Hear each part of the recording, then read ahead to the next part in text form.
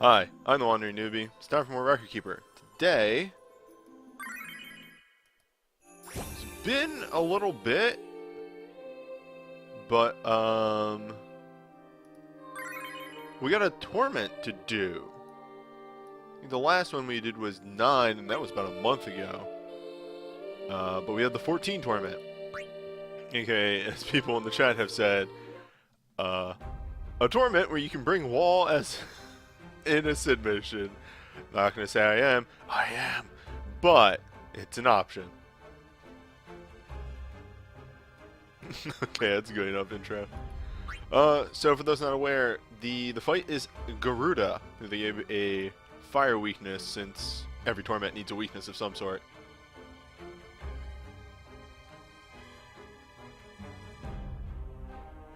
Wait, does she do the... Hold up. Does she do the Sloga in the other versions?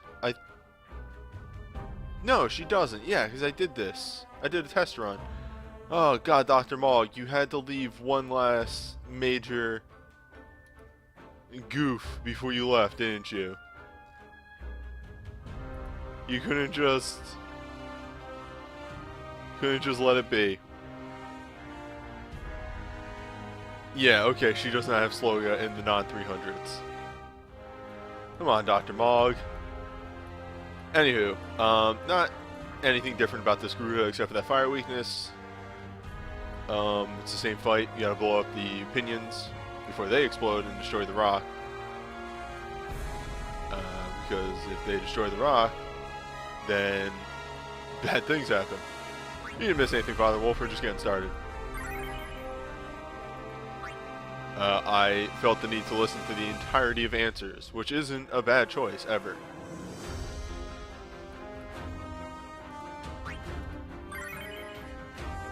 I am going a bit more of a magic setup here. Though Ida will be 100% fine with, I have the Minfilia Last Stand buff, so that'll be good. I got nothing on Ida except for that Legend Materia. Nothing on Papalimo. So they're going, what they got is what you see. Alf, of course I have his BSB. And Ishtola, I do have a Medica on, but I'm bringing her for Wall.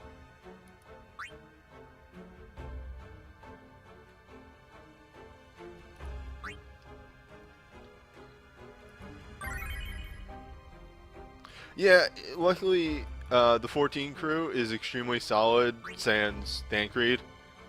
And unlike Tactics, they didn't do anything to make this fight hard. They could have been really rude and gave the Pinions a lot of health, but they gave them pretty much a summon's worth of health. So, here's your tip.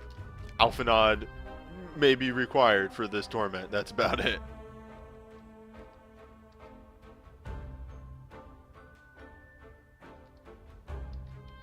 Okay, there's my naming scheme.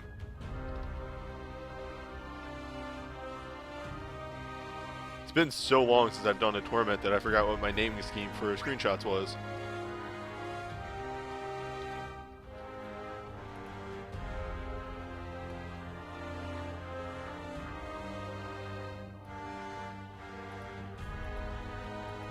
Like, on top of everything else, I don't think Garuda really even has that much health. Eating Red Eye. So, like, when I did my test run of the Sid mission, I was able to blow through her really fast.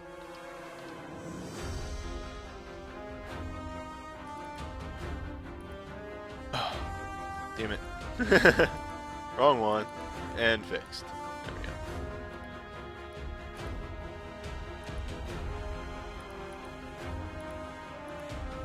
Reposition this a little bit. That down there. There. There. Get the gill cup up. And then...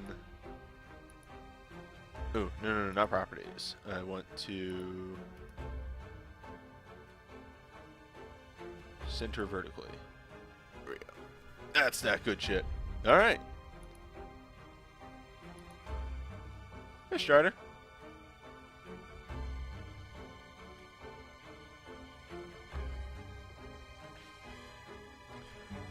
Saturday stream because schedule's gonna be mad busy. Pretty much, before we get into this, just a quick schedule talking again. I'll put this both on Twitter and mention it later.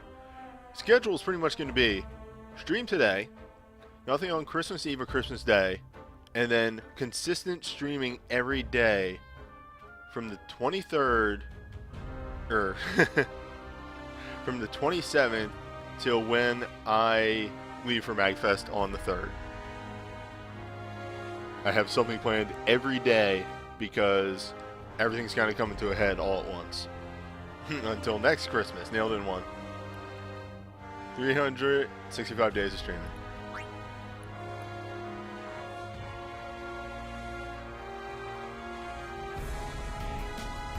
Oh shit. Thanks for the sub, Strider. I need to get a new notification as we're getting to that 6 month block.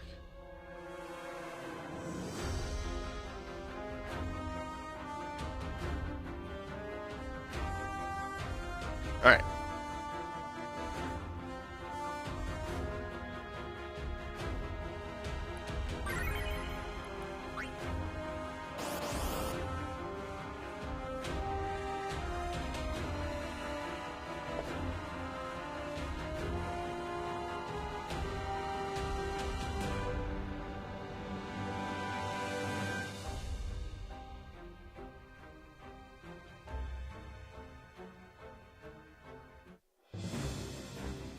Okay, so what we're seeing here is the actual only problem enemy that we will fight here. This thing right here, this ice crystal, is extremely rude. It does a single target blizzard that will massively mess up your party if you let it. Luckily, you know, Alphanod.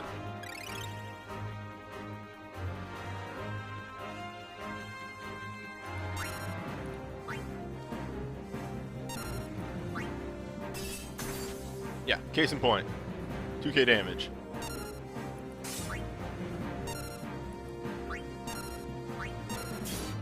Now we can't let Alphanod use up all of his Bahamut uses because we need those for the feathers. So, show off a bit of that new meteor.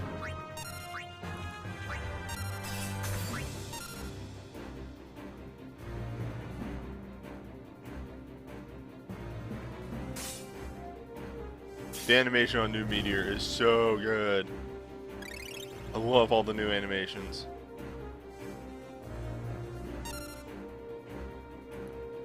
A Bahamut for this set.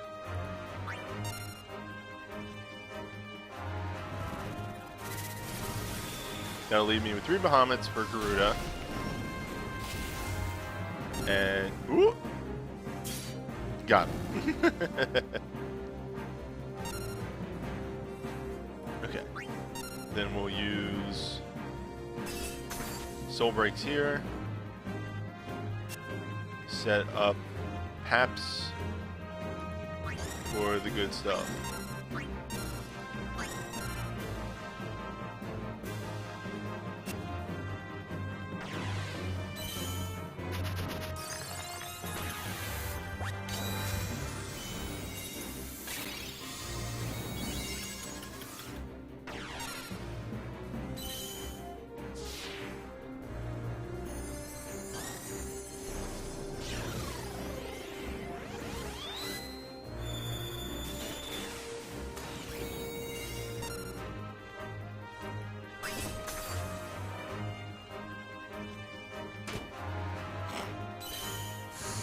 Move like Annihilate that really doesn't do that much damage.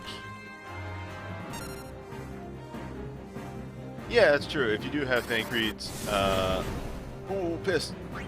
Okay. Didn't quite do the damage that I thought he would. There we go. Oh, give me that good music.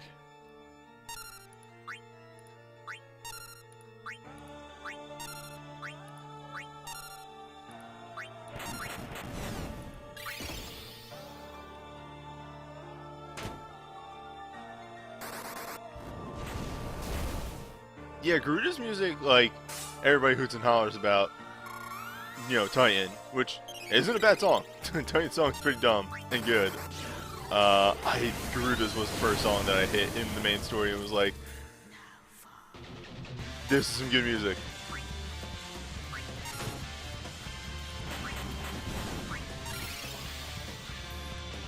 Yeah, we're gonna be hitting feathers soon.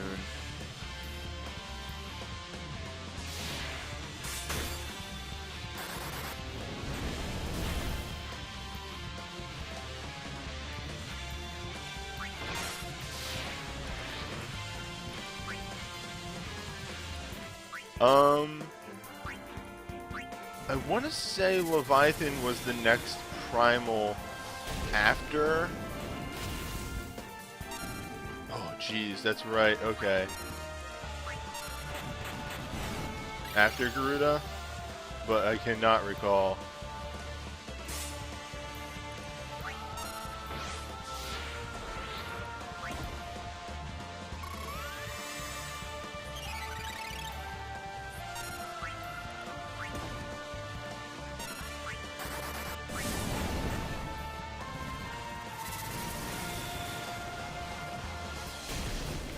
Alright, it was Leviathan, Ramu, Shiva. Nailed in one.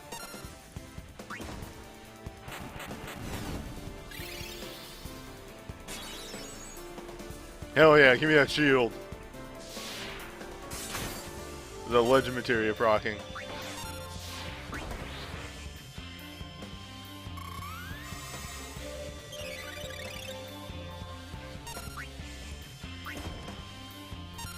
Oh, my good boys. Okay, we're good.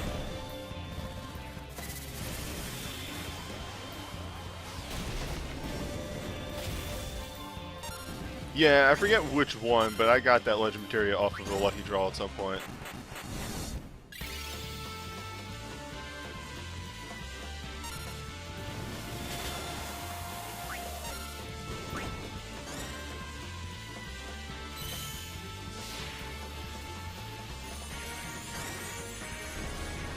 Now, if only I had a soul break for Ida, I'd be ecstatic. Ida might be the character that I've invested the most into outside of like Onion Knight, who really doesn't do that much for me other than is Monk that can use sword.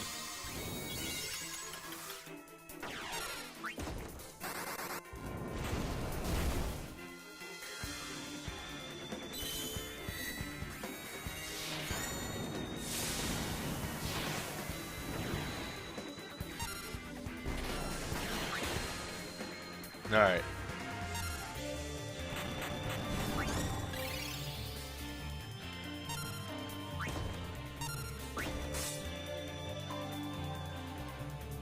That. Let's keep everybody topped off. Make sure nobody goes down.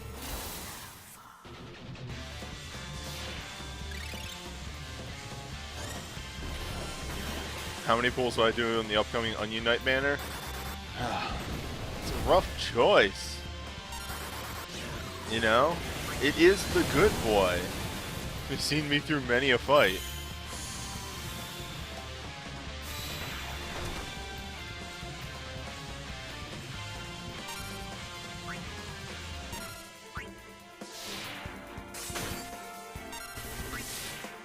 But yeah, literally the rough part of this fight is making sure you can deal with the feathers. If you can deal with the feathers and you have some decent healing, fight shouldn't be too hard.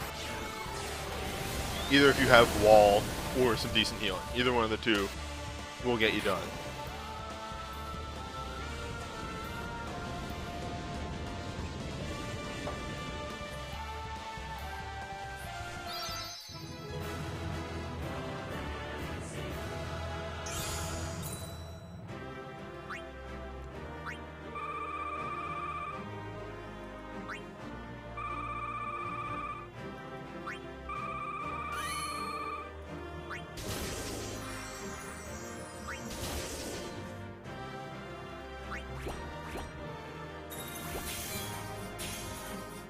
Bird Teeth is asking for a rundown on Record Keeper. Record Keeper is a free-to-play Final Fantasy game. Different from a lot of other free-to-play games. You get every character, or can eventually get every character. What you use the currency for and everything is to get weapons, and weapons have attached to them super moves, or soul breaks.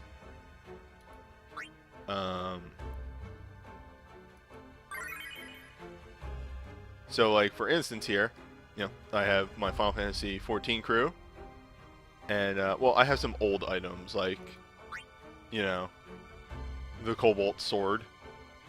That doesn't have anything for anybody. It has a Sword Oath, but that's not for anybody. But Holy Shield has Blessing of Light, which you can do to give everybody an attack boost, and, a survive a last hit. Alphanaut over here has the Veil of Wii, which gives Ethereal Blast, which is another big move. There's a bunch of different types of moves. There are supers, bursts, other things. And that's really it. Fights have a lot of gimmicks to them. And generally you have to build a strategy. For instance, Garuda here is a boss that's weak to fire, but has these phases where she summons extra enemies they have to kill very quickly. So you need a lot of fire damage, but also you need AoE. Exactly. You pick a team, customize them with items that have moves attached to them, well, super moves, and then run dungeons. There are other moves that you get and create, and you don't need to pull on anything for those. Those are just the grind. So it's stuff like Armor Breakdown, which reduces defense, Full Break, which reduces all stats, Blade Blitz, which is just AoE, Fires Within, which is deals a bunch of damage and heals.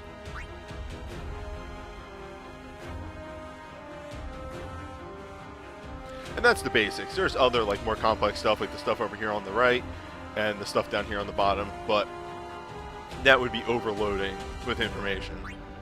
That really isn't too important to getting the basic idea of the game.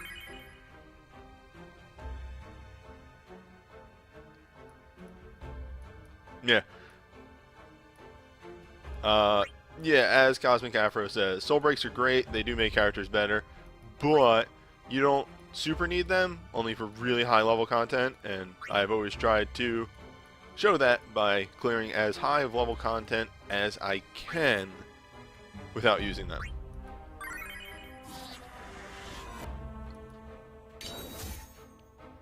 Try to do as much of a free-to-play showing as I can.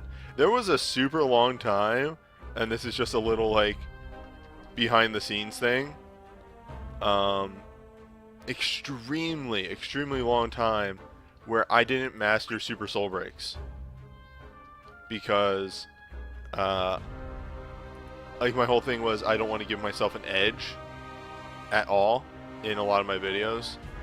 And I saw the plus stats from Super Soul Breaks as being an edge.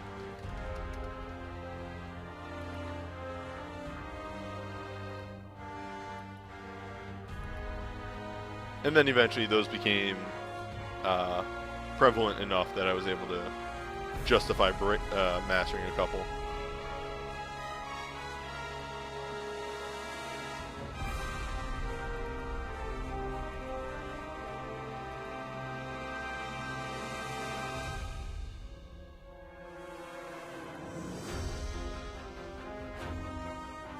Yeah, but back in the day, when I wasn't mastering them, excuse me, just a sec. When I wasn't mastering them, characters were like level, 65, so that plus 10 might have been like a 7% increase in stats.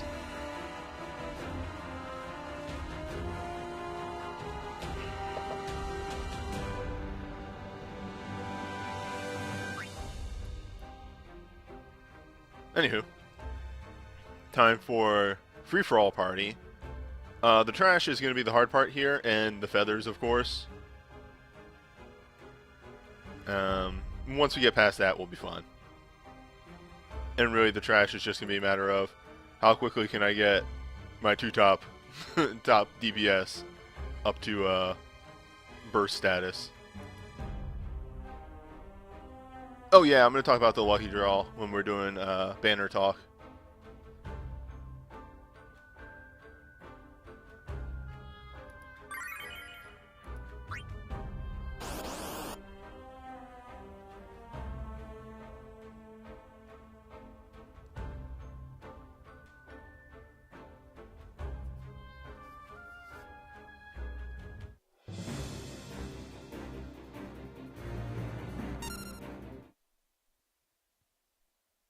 Having a moment, sorry.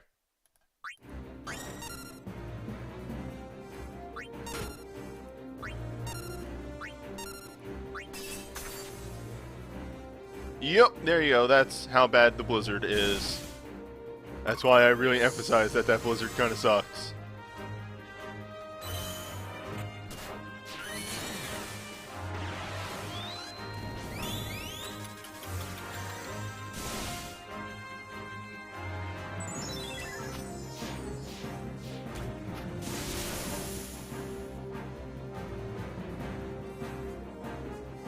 But the lucky thing about that blizzard is that these are normal ass enemies.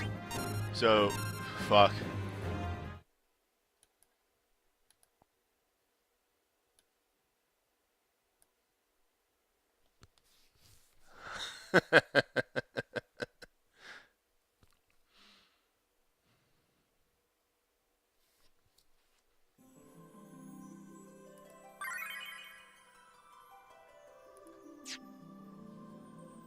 I'm going to do a retake on that intro because I think I was talking over it a little bit, which isn't good for video cuts.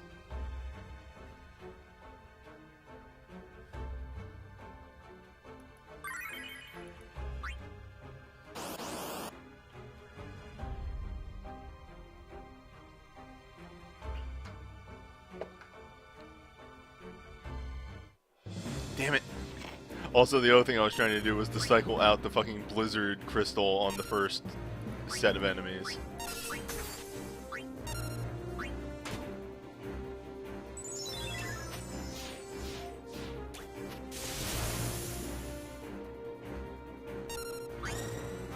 No, Sarah's Record Materia 3 isn't Devotion, but Defense. Remember, Devotion takes off defense and resistance. Sarah's is probably a 15% increase to magic. Devotion is a 20% increase. They have never made anything better than Devotion. Devotion is stupid. Overpowered.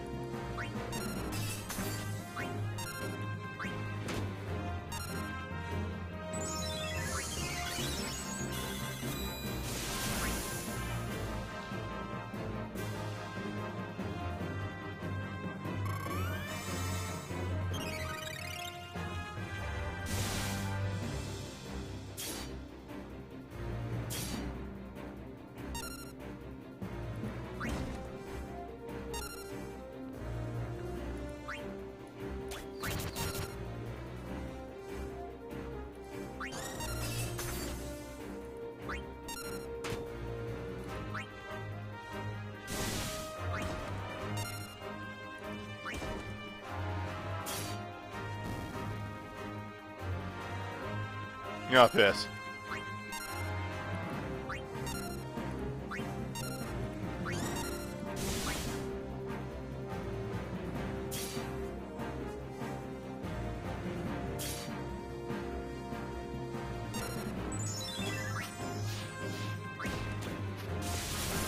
Might be able to deal with this?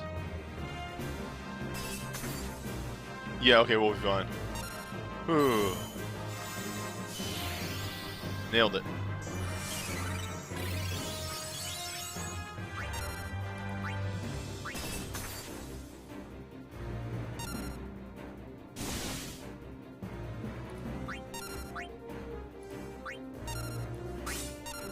We get our wave clearing power up.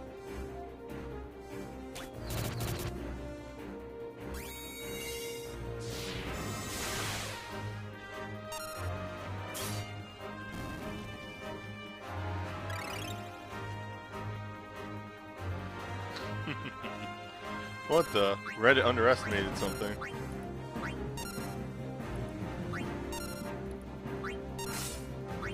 Deleted.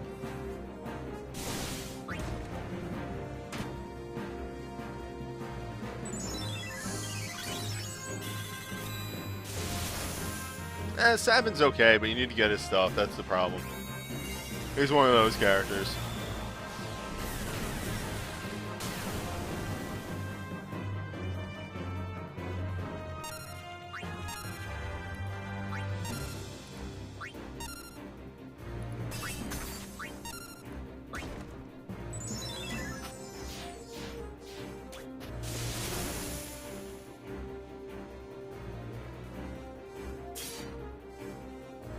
Alright, so here in this situation, we'll leave Yuna on that Valve 4, and then she'll be able to take out the next wave, which would be 6. No, the next wave is 5. And then we can super go into the final wave as long as people don't fucking die.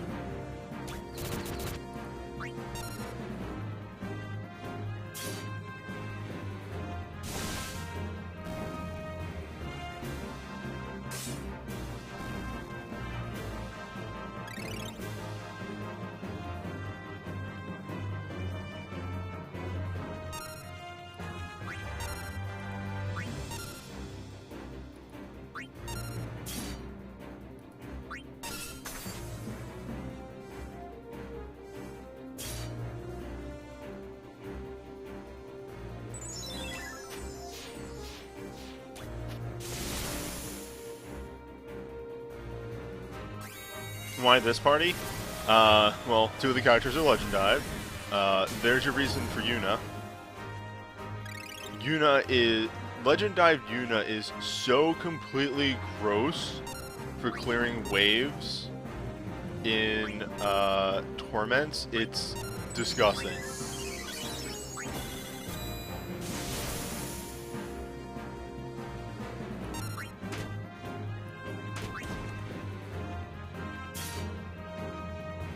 Okay. A whole lot of everything has worn off at this point.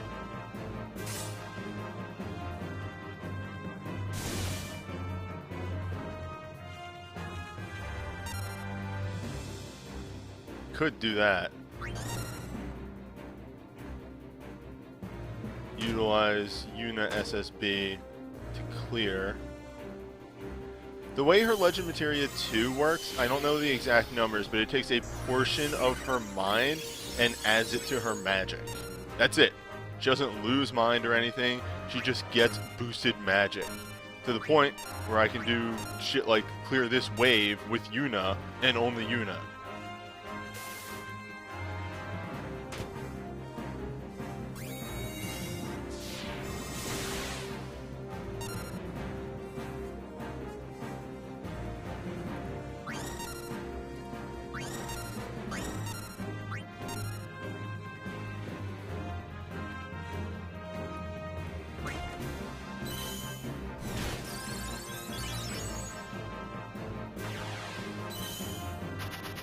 Like,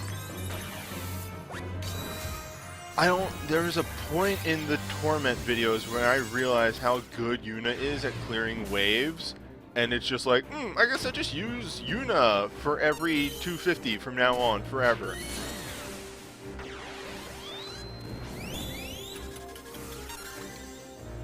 Because...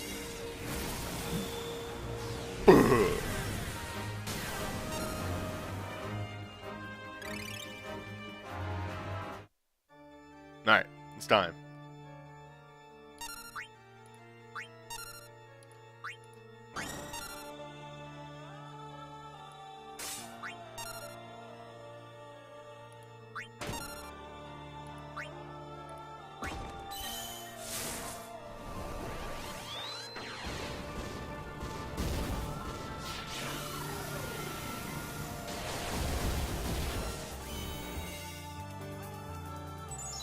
Whoosh. It might have been the FF Torment. FF Torment, the FF Tactics Torment, yeah, because she pretty much helped me clear that.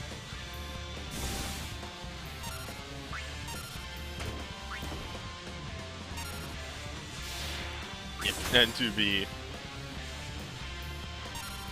figure, we are out of Una BSB. Used it way too much for everything else.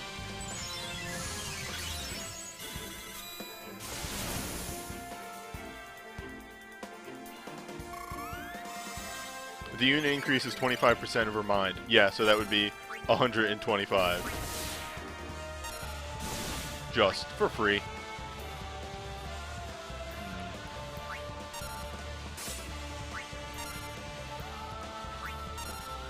I'm keeping this little boy on standby.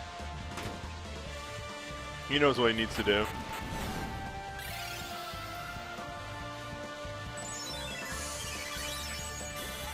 Give me them pinions.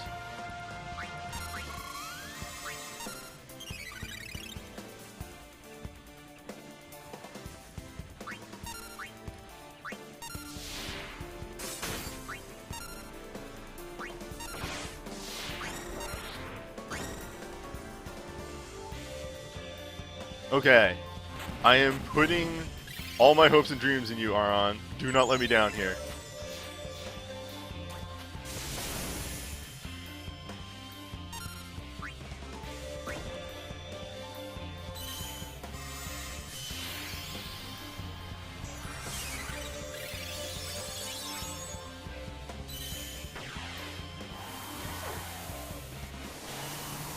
Oh, that's not gonna be enough damage.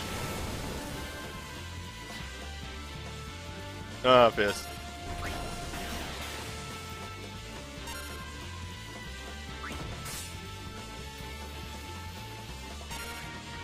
Ooh. Hoofa.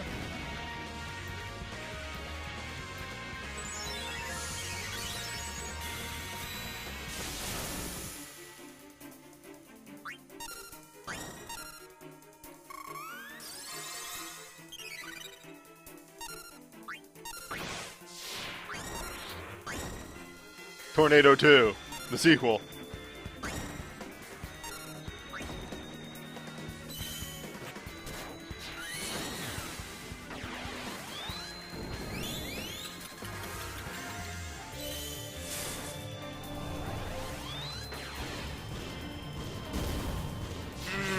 Rafe is such a good monk!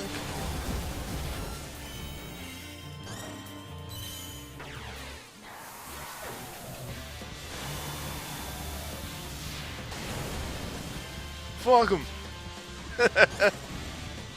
Get out of my house!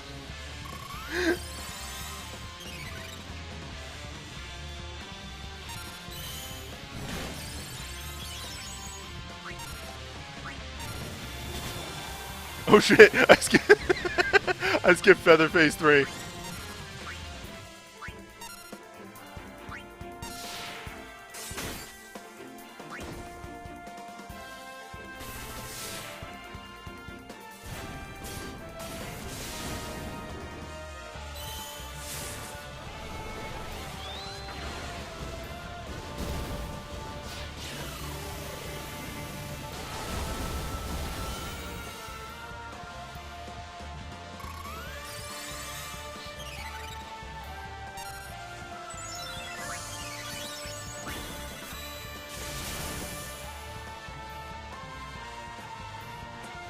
The good shit.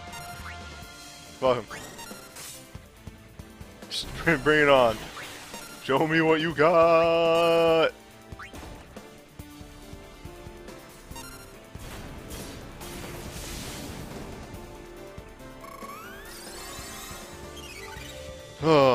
I was slightly worried about this party, but I knew that once I got Tornado up and going, I'd be fine.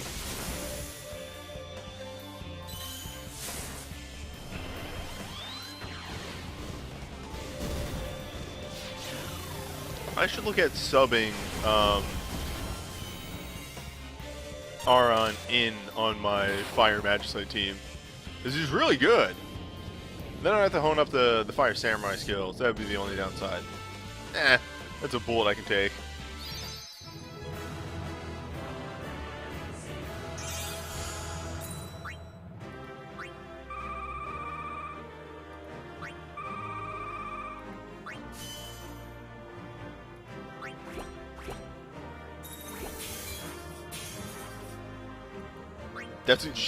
Ayame is a great samurai, and she's going to become even better when they add the ice versions of the fire moves.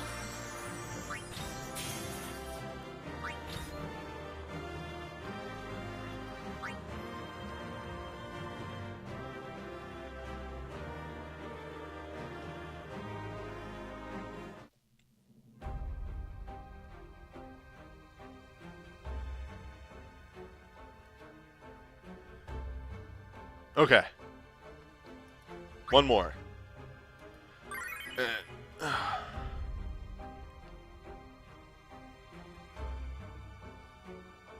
Samurai is weird because Samurai isn't good on its own.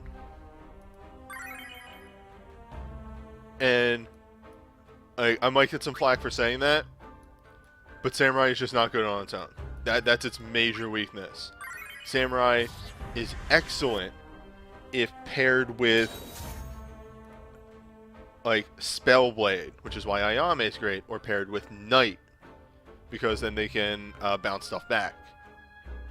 But Samurai on its own is not great, because all they can do is, now they can deal fire damage. They have like, ooh, what did I just hit? Sorry, I hit the wrong button. They have some AoE, but like, Flashing Blade did just get that upgrade, and I really haven't done the numbers on new Flashing Blade, but I'm sure it's decent now.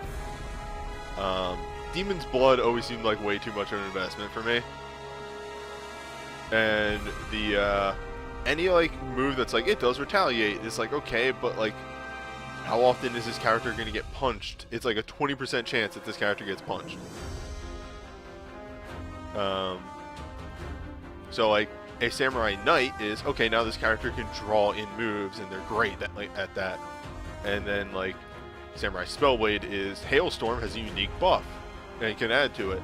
And that's why in ice-based fights, or what I'm trying to say is fights where I need somebody that deals ice damage, like Ayame or Landu are great choices, because they can do Hailstorm, and then they can do Spellstorm.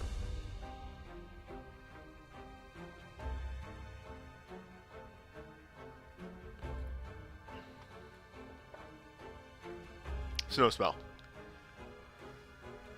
Yeah, also Ayame double cast Samurai, but I'm just talking about in general. And that's why Ayame is going to be way better once they add those ice Samurai moves. Do I need to bring Protect to the Holy Magicite fight? I generally do, because there is the off chance that Dragon punches, but it's not really necessary. I pretty much use it at the beginning of the fight and never refresh it. And that's just because I have spare slots.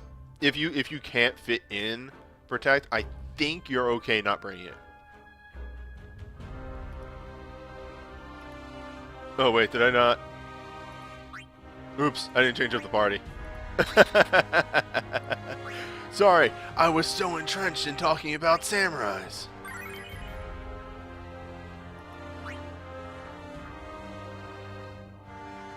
It's upsetting because a lot of like characters that I like are samurais. Like, I like Sign. I super love him as a character. He sucks. He's so bad. He just recently got completely not awful with the addition of the Fire Samurai moves. But for a really long time, he was real fucking bad.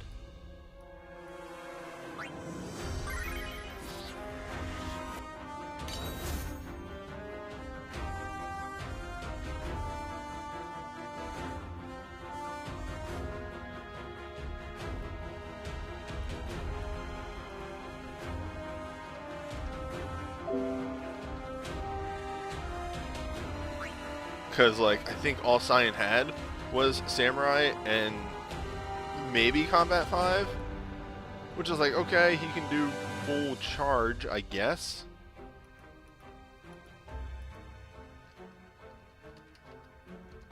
But now, like, I could bring Cyan to a Fire Weak fight. That would work. If I honed up those Samurai moves. Eventually I can bring him to an Ice Weak. Like, he has uses now, which is more than I can say about, like, earlier in the year.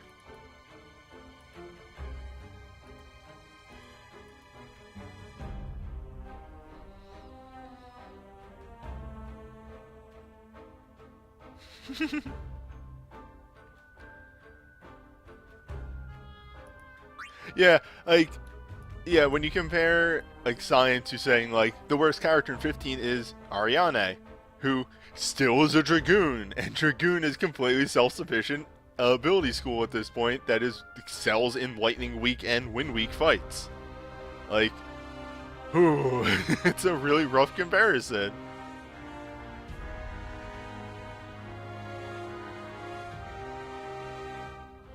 How many Samurai Knights are there? There's TG Sid, there's Gladiolus, there is Bosch, and Greg.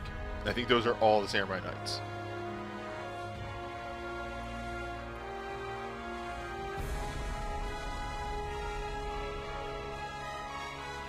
Alright, but we got one more instance of the lady to knock down.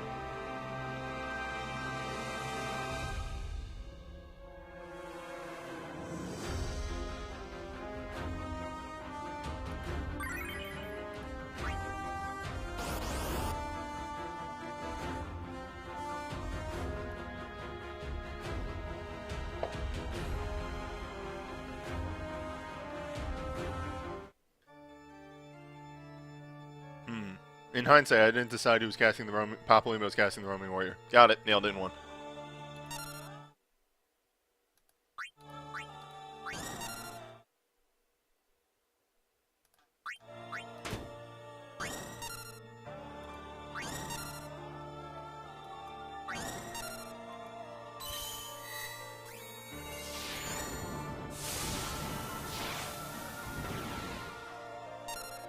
Hello, not everyone is Steve. Welcome to Final Fantasy Record Keeper, a really cool free-to-play phone game that I play a fucking lot. You're gonna see everybody going full force into a Final Fantasy 14 boss. Enjoy!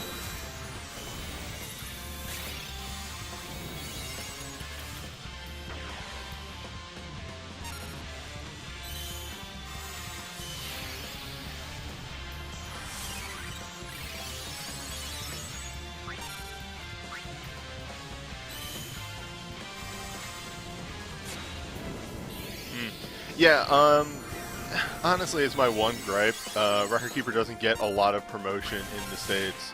Not as much as, say, other phone games. Don't need it.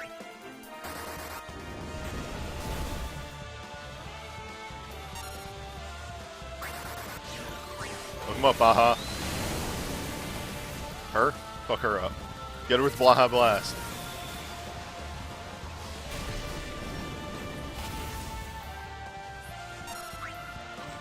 Baja Blast is still my favorite dumb joke.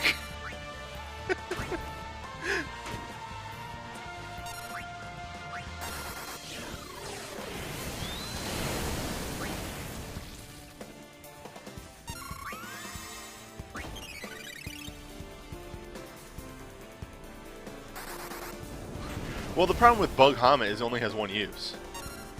Like, let me hone that up to 6 uses. I'd bring Bug Hamet. Hell yeah. The good shit.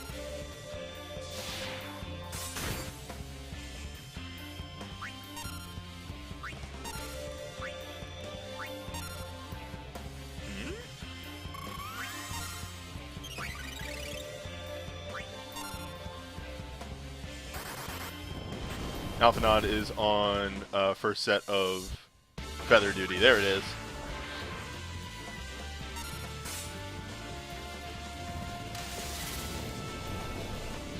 Yeah, I'm probably pulling all the lucky draws. Luckies are good. summoners are so good. Fuck the haters.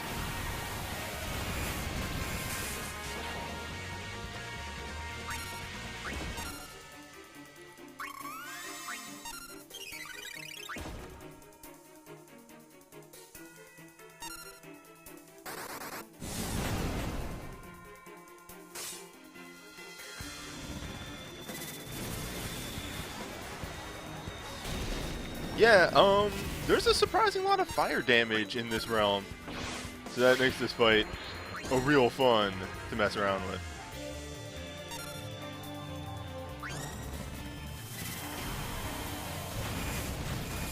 Yes, I'm using an emulator called BlueStacks in order to play this.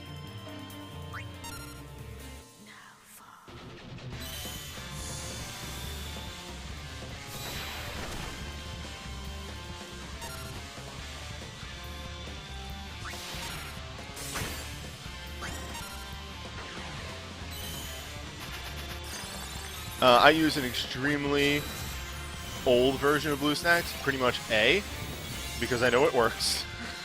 It works for me. Mind you, with maybe a couple glitches every now and then. Speaking of the devils.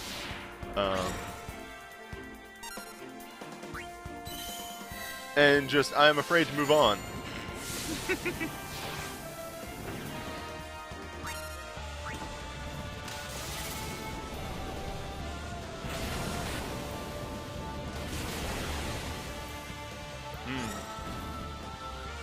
Summoner meet summons.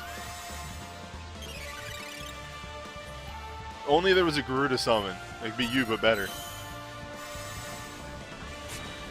Alright, that should be it for all of our feathers. I believe there are only 3 waves of those.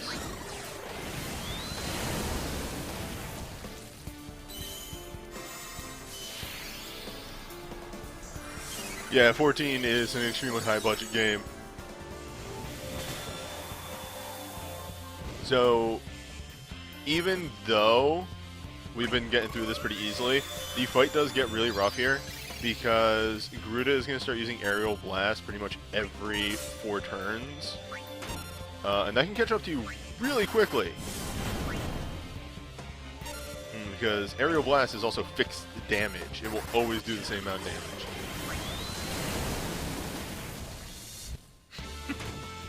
Garuda's heavier than feathers. No, you see, they're both kilograms. That's just a feather. That's bigger. That doesn't count.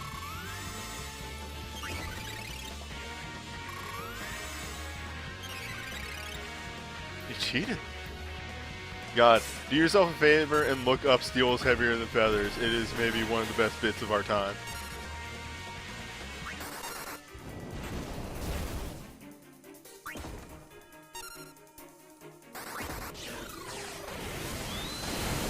Yes, Garuda here appears to be a very simple Torment, and I say as she definitely begins to rev up.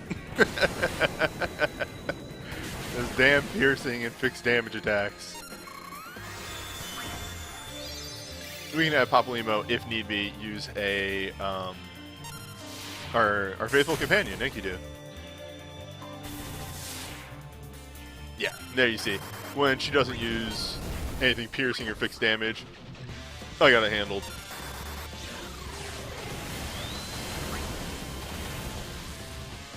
Luckily, we did just get that ability upgrade, so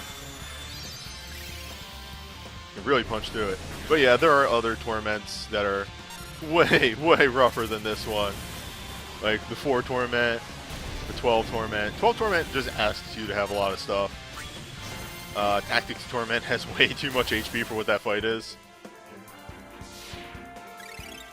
Whoop.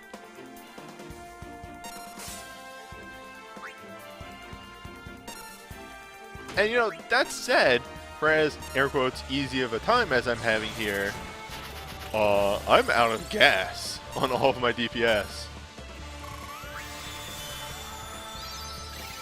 No god, 3 with the cure counter. Fucking counter Curaga. That was a dumb Torment.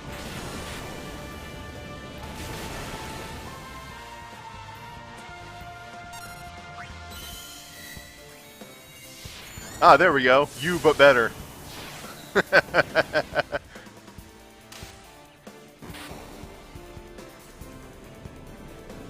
Huh. Mailed that in an hour, just like I thought I would.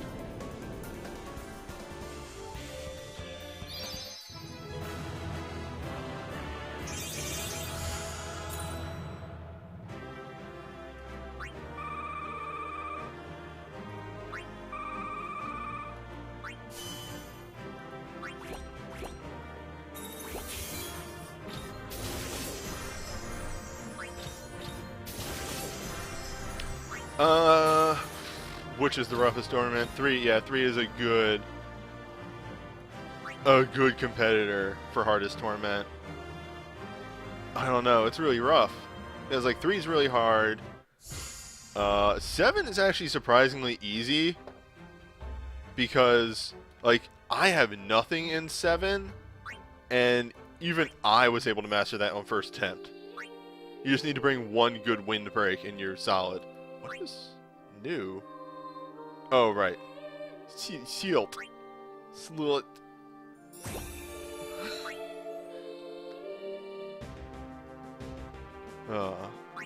Maybe all them rewards. No. Okay.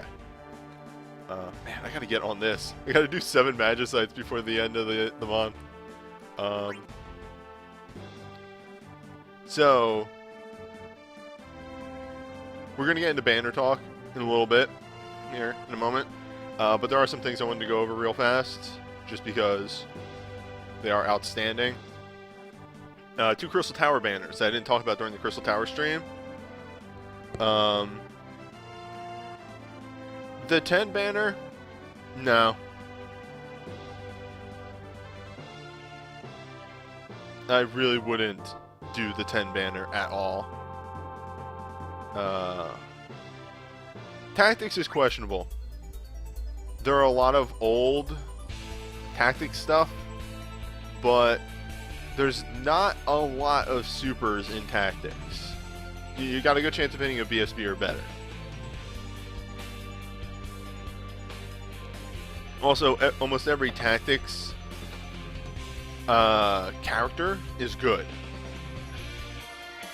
Like, what's the earliest super in tactics? It's Shout. Shout is your earliest super. I'd say if you hit a super for, like, Orlandu or Gefgerian, that might be a stinker. But, yeah. This banner is actually pretty alright. I'd say if you need tactic stuff, if you're really desperate for tactics, it's not a bad one to pull on.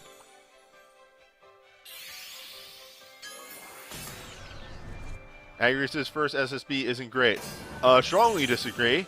Agrius's first SSB is good. Wait, which one am I thinking of? Am I thinking of the Unholy? The Unholy is good when comboed with Cloud USB.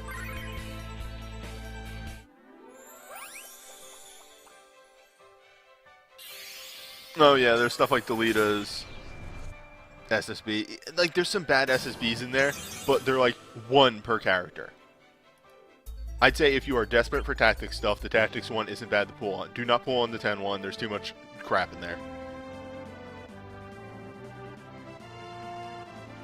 Well, Squirrel Tokens, you have to realize, the reason I say that, and I emphasize that, is because Agrius's Unholy SSB has a stupidly high modifier on it because it's only 4 hits. Or no, I think it's like 7 hits. But like the modifier on it is really dumb, and if you do it twice, then she blows apart enemies. It's really stupid.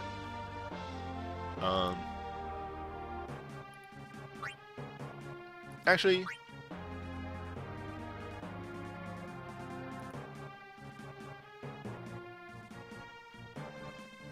we'll start off with this for banner talk, because this will go up tomorrow.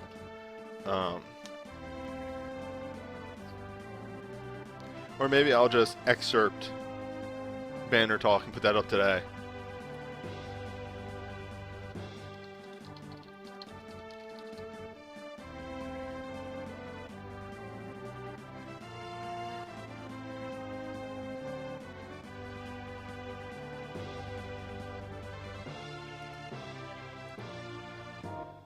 Hey. Hello there. Hi. I'm gonna turn you up a tiny bit. Oh, I was talking softly. That's my apologies. That's fine. I just need to adjust it if you want to talk quietly. No problem. Now, there is a sign that goes with this. Unfortunately, because of the page that we're going to be on, the sign isn't going to fit. But I can put it on for now. Because there are 3 things to talk about before. Hi. By the way, people who generally don't catch every single one of these Record Keeper streams, this is Crom. Hello. You may know him from RPG Night and various other things. I'm here to give bad opinions. But the good thing is they're just slightly bit better than newbies, so they're worth their weight in gold. Yeah. I have messed up thinking of relics. Chrome is going to give a more general thinking. Anyway, I did have this thought, and it's a good thing to go over. The 3 lucky draws. I'm going to try and get this video of the banner review up before the end of the day. Okay. So it's good to talk about the 3 lucky draws. I think, well, okay, so it's first. The first one is Curaga lucky draw. Yes, it's pretty much the healing banner. It's Curaga plus level healing items. So if you're low on medicas, or you think you might be able to pick up some things in realms you don't have some access in, it's not a bad thing to do. People who've been around for quite a while and have done a lot of pulls, you're probably sitting in the same boat I am, where you have like a third to maybe half of the items on here, and it's kind of in the range. So if you have the mithril, go for it. If not, you can pass on it. It won't be the worst thing ever. But there are, like, the other thing is that there are a good number of USBs on here and stuff. Yes, there are some excellent things on here, and there's a couple things on here that are kind of stinkers too. Let me see. I can actually count. There's 2, 4, 6, 8, 10. There's 11 USBs on here. Yeah, it's a 1 in 3 chance to get a USB. There's a very good chance you pick up a USB if you do this, but there's also a chance you go like, I'm trying to think of one that's not so great. Holy Rod 11. Holy Rod is Vanille's Pinello's SSB. It does 3 hits to the enemy and heals you for Curaga level heal. It's okay, but it's not worth 25 mithril. So be careful on it. If you want to take the risk, go for it. There are some stinker of SSBs on there. But still, even a stinker is still a medica. Exactly. If you're having trouble with Sid missions and stuff like that, they can still help you out in the long run. Yeah, if you're missing like 4 or 5 or even 6 realms in here, like you don't have any healing at all, go for it. Because you might pick up something in there. Even if it's not great, even if it's that Holy Rod I just talked about, that can get you through a Torment dungeon. So that's the first one. That's for just today, the 23rd. Tomorrow is BSB, Lucky Draw. Yeah, BSB only. Only BSB. Every item on the banner is a BSB. That's a great That's a great lucky draw to pull on. Yeah, it's again, it's one of those things. If you have a ton of BSBs, maybe it's not the best thing ever, but BSBs usually are your best options to get elemental boosters, Omni Realm elemental boosters. Not anything that's record synergy locked. So I'm gonna do it. It's a roll of the dice. If I get something bad, whatever. Yep. And some bursts are completely busted. Oh yeah. Again, if you're looking at the 3 lucky draw banners and you're going like, which one do I not want to pull on and stuff, it's probably a toss up between either the healing one or the BSB only one. So make your choice from that. Christmas Day, 25th, has 6-star lucky draw. Yes. Every item that you pull is a lucky draw. So in the worst case scenario, you go 1 in 6 or 1 in 11 6-star item. Yeah. Even if you only go 111, you're still going to be probably getting some sort of a stat stick. Yeah. For reference, a pull on a normal banner, any run-of-the-mill banner that isn't a special banner, is usually a 3% or 2% chance at a 6-star. Yeah. It's great. And like even worst case scenario, you get a dupe. It's still like, you keep those separate, and it's real dumb. If I had like 2 of I'd be upset at first if I had 2 of Ferris's coat, but that's still my best light armor in the game. I have 2 of Gladio's OSB swords, which are any realm fire boosters. I did not combine those things because having 2 6-star fire boosting swords sounds amazing. Yeah. Even if you get dupes of them, they're still amazing. A lot of 6 stars have like some really good elemental boosters on them. Some of them have some really weird elemental boosters on them that only work in Realm. But in Realm, it's fantastic. For instance, what's her face? Shantoto. Her chain boosts all 3 elements of the main elements, but only in Realm. I think Kane's 6-star armor, I think it's for his OSP, I could be wrong about this, has like triple elemental protections on it and Realm. So it's one of those rare, if you can get the protections on this, you can really like work around a bunch of different weaknesses and such. Mm-hmm. And a lot of those can apply in things like, say, what are they called? Crystal Tower, or all those various things. Like, always remember, you say, okay, but like, when are we going to have an 11 event? Well, remember that in Crystal Tower, somebody gets synergy just for being in Realm on all their equipment. Exactly, which is why some of that stuff is very useful. And things like, if you're still getting through them, the Nightmare Dungeons. And, you know, various other events that are happening. So even though something might have just Realm synergy on it, we get more help for that than you might think. Mm-hmm. But, for now... Banner time? See what it goes down for me on this lucky draw that I've been staring at. I'm ready to be disappointed. I got a 1 in 11.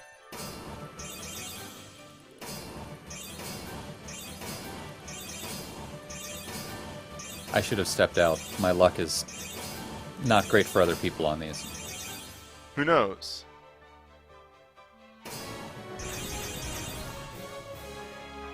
I blame this on you. You really should. Well, it's the best SSB medica in the game. It is. It loves you that much.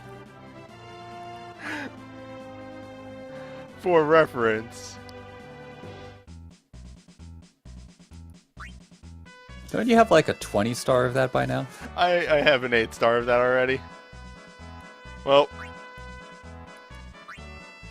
there are certain items that love me so much. The sad thing is, if I had gotten that, I would have been thrilled to pieces because I don't own that. Like, my 5 platinum swords. Mm-hmm. Sorry, newbie. Oh, this is totally my fault, everybody. You can blame me 120%. Oh well. No, to be fair, what's it called? Grand Blue's been handing out free rolls this week, and I have so far gotten a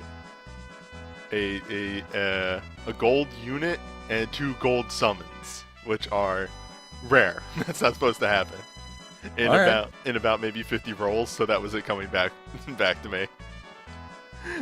Goodness. Anyway, let's jump onto the banners. Yes. Once you pull up the things. Now, the banner talk here, folks, is going to be, as he's getting stuff set up, it isn't going to be as perfect to show you every single thing that it does. It's going to be the pictures of the items, probably, and we'll talk about what they each do. To an extent. Yeah.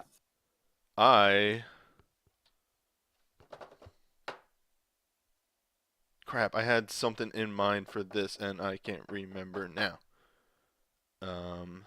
Newbie's going to give you the general rundown of each item. I'll probably pop in to say this thing has, like, it has an elemental booster in every realm, or it's really useful for X, Y, and Z reason, or this is a drop. What's up? Give me a decent video game soundtrack.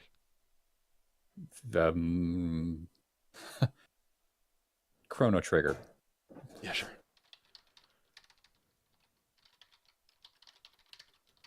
Because I'm not gonna be able to listen to that a record keeper song for like the solid time. Yeah, there we go. That'll do. Let me just get that. Get that going in the background. Yes. Okay. So let's pop over to the intermission. See, newbie, you scared a couple people off of pulling on the healing banner. You Good. helped them. I saved you. Okay. Boop. Okay. So, we don't have the extremely detailed posts like we normally have. I think Sandslice is just extremely busy with the holidays and what have you. Or I think he might have fallen off from doing these detailed things and somebody else is taking care of it and they just didn't do the whatever. We have this, and really all this is missing is explanation for EX modes and explanations for VSPs. That's about it.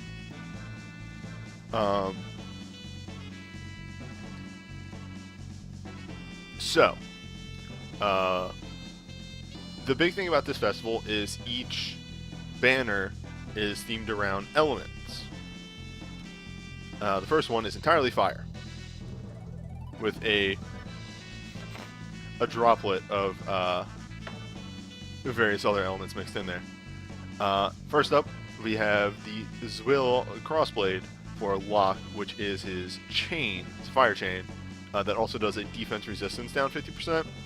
That's good. It's a chain. Chains are great.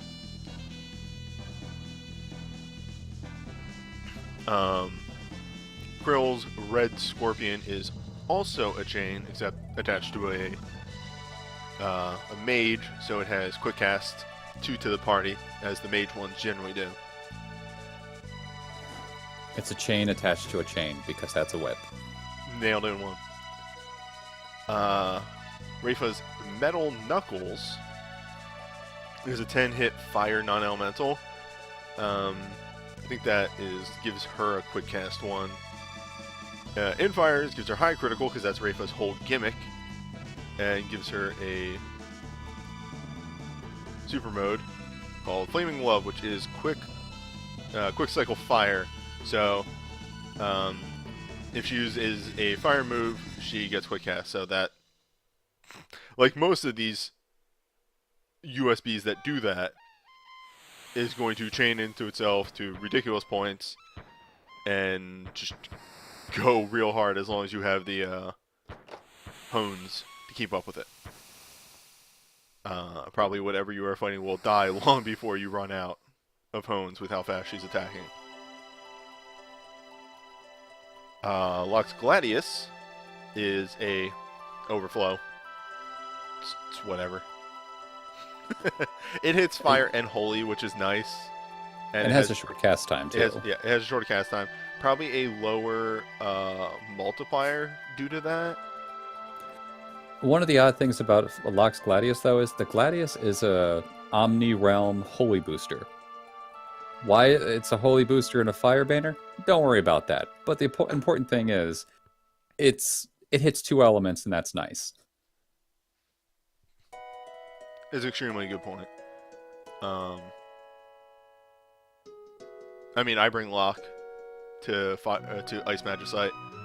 But that's because he's my Imperil. But if I had this, just to like tag the boss at the end, that'd be nice. Papalymo's Lilith Rod is a pretty strong BSB. I think I can recall this off the top of my head. But so aside from the 8-hit single target intro and the Infire, I believe Command 2 is a mag resistance bargain.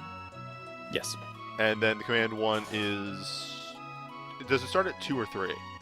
Starts at 3. Okay, it's 3 to 6 hits, mattering on your magic, and he's one of the higher thresholds, right?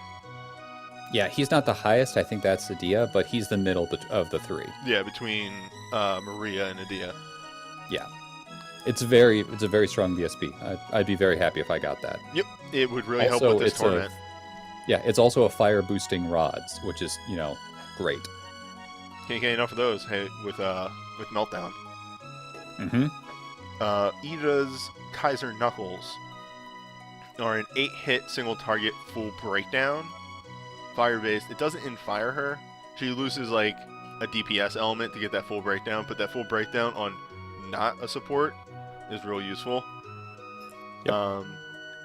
The commands are weird, but I like weird commands. I like weird gimmicks on BSBs that make them unique. So Command 2 gives her a 30%.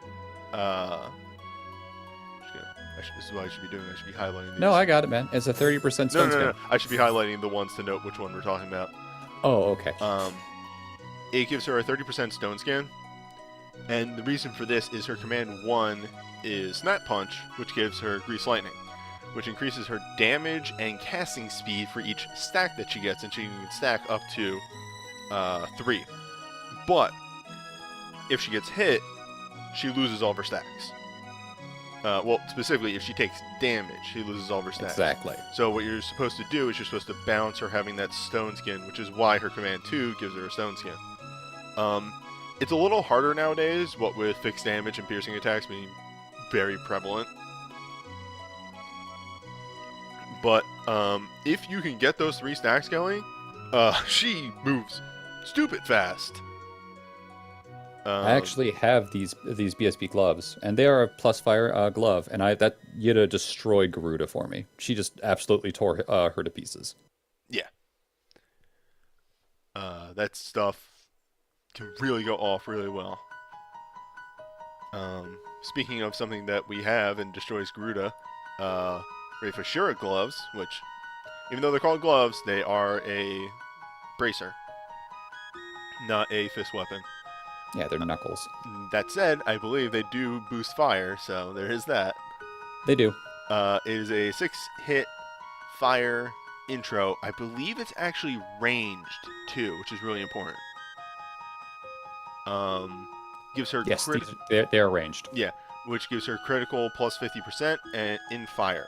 Her command 2 is a attack defense bargain, 2-hit AoE. Command 1 is a 4-hit with a increased crit damage if you crit. Command 1 synergizes really, really well because of that with Cloud USB to get that 100% crit chance or anything else that gives boosted crit chance on top of her self-crit. The real big thing about this is that in fire and the boosted crit can do some real crazy stuff for you. With the adjustments that they've made recently to Fires Within, it's a great choice to just, burst and then use Fires Within. And the reason that I emphasize that the burst entrance is ranged is because Fires Within is also ranged, which makes Rafa this really weird ranged monk, if you want to. Yep. Now, the commands are not ranged, so there is that. But, yeah, her BSB? No, her BSB commands are ranged. They are? Yeah. Holy crap. Well, Rafa, the ranged monk. She's got a pretty wicked combo of her BSB and her USB. Many characters have pretty wicked combos of BSB plus USB, but hers is...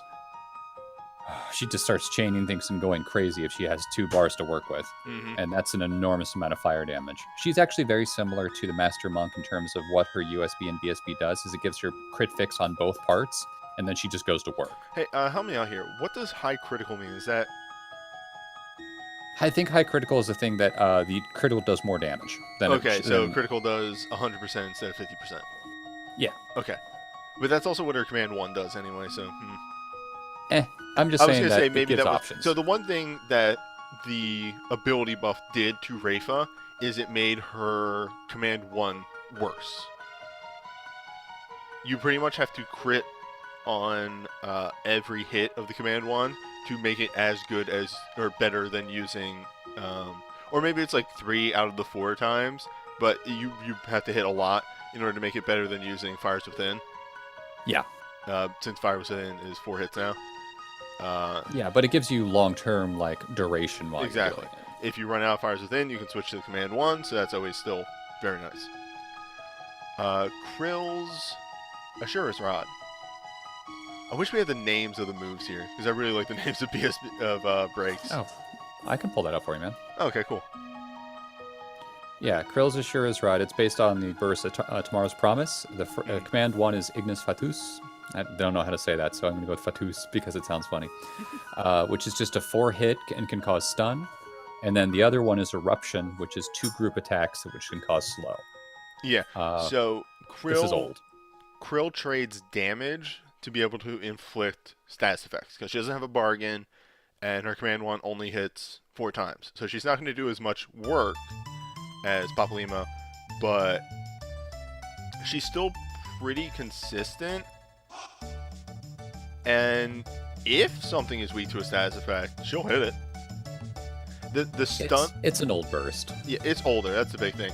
But that command 1 having stun, there are some ultimate and ultimate double pluses that come around that are vulnerable to stun. And you'd be amazed at how much work that can do. It saved my bacon a couple times. Heck, I used that in the Magicite fight against Sea Lion. There you go. Vivi's Gravity Rod. What's that one called? This one, the burst is called Magic Fury. Okay.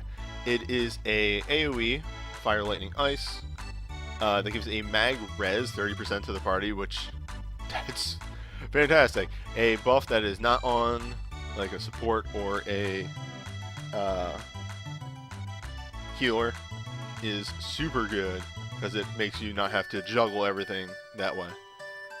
You can the commands, I got that. The command 1 is called Glimmering Hope. It's a fire, lightning, ice move. It hits 4 single times to one target, so it's good for tagging a bunch of different elements, but it's probably focused more on the fire side. And then the second one is Shining Spirit, which is fire and non-elemental damage. It's a magic bargain. It hits everywhere for 2 times. Which defense is it? It says Magic Bargain, so I'm pretty sure it's Magic Defense, because if it was Magic Res, it'd break his thing that he gives from the burst, wouldn't it? Very possible. No, because the if it raises one and lowers another, that's a unique ID.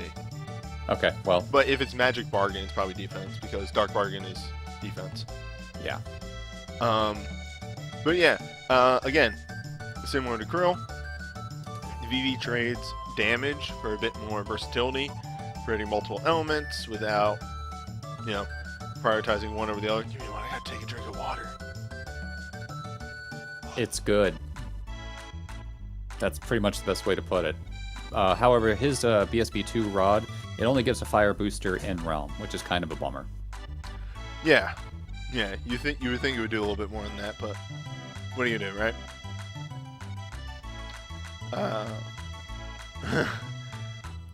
Vraska's High Summoner's Longstaff. It's 8 hit, Fire, Lightning, non-elemental. In fires, it is summon magic damage, and I have no idea what the commands on this are. So the burst is called Trine Summoning. It's a lot like Yuna or Garnet's summoning thing, where it has like this power up thing. So if you use this command 1, it's the Ifrit one. It grants Lingering Spirit to the user for 20 seconds and grants Summon Ifrit to the user.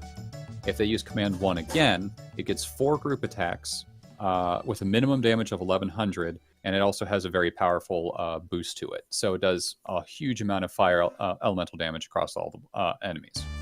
The second command is Eternal Prayer. If it doesn't have the Ifrit boost, it does 4 single attacks, each with a minimum damage of 1100. However, if it has the Ifrit boost, it does 5 single attacks with a minimum damage of 1100. And I should note that all of the damage on this is fire and non-elemental. It has that lightning. It has that lightning just for the intro, and that's about it. I saw this just the other day, but damned if I can tell you what it actually does on the commands. Scott's Wild Rose is an 8 hit, single target, fire, physical, non-elemental, and in fire Scott. But what do the commands do? Because I have no fucking clue. So the burst is called Scathing Sun. It's pretty cool because this ball of sun energy comes down and falls into Scott's pommel and then burns into the actual sun sword, which is pretty darn cool. Command 1 is called Mark of Destruction. It does fire non-elemental damage. It hits 3 times and grants Spellblade plus 15% boost to the user for 3 turns, which is something you'll be seeing a lot more of in BSBs of this variety. The second one is Fiery Vanguard. It's 2 AoE hits and gives the user Dark Bargain. And as mentioned in the chat, because people pointed this one out, the Mage Bargain is plus magic minus defense. So that has been confirmed. Figured. Yeah, so it's really good with Spellblades. It synergizes super well with Blazing Twin... God, that's going to take a while to get used to still. Blazing Quad Strike. And even if you want to, because it does non-elemental damage, and we did this in a multiplayer video, it synergizes super well with Flare Strike. You can get a good, over 20,000 damage with Flare Strike in this. Yeah, it was a surprising amount of damage getting pumped out from Scott. I think this is one of those bursts that kind of makes the character able to do what they're supposed to do compared to just being useful overall. So if you get this for Scott, really look in to see if you want to use him more often. Mm-hmm. Oh, I forgot to mention this. Braska's BSB staff, Rod, whatever it is also a fire booster. Out of realm? Out of realm, yeah. If I'm only going to be mentioning if they're out of realm boosts, probably. Okay. Ace's Summer Uniform is a 6-hit, single target, fire, instant cast, party physical blink, which is... I love having physical blinks. Like, I love just having stuff that aren't on exclusively healers or supports. Because it means I can do a thing that helps the party, and I don't have to slow down my defense at all. And especially one that, hits 8 times. It's just good. But again, this is another one of those that I could not tell you for the life of me what the commands are. Well, the burst is called Fieraga RF. The first command is Fire Bomb. It's 4 single target attacks, but it's 5 if the user is in the front row, so good luck putting a squishy person up front like that. The second command is Fire Shotgun. It's 2 group attacks and gives Lingering Spirit to the user for 20 seconds. Wait, what the hell is Lingering Spirit? I'm looking that up right now. Well, yeah, okay, this is all coming back to me. His BSB. Oh, Lingering Spirit is magic up, res down. Oh, okay. Good to know. Oh, you know what? That's, what's his fuck's command? Reigns. That's his BSB 2 command, Lingering Spirit. Yeah. Okay. I don't have his BSB, so I don't know this. Oh, right. That's weird. Just gonna throw that one out there. Eternal Torment. So it's decent.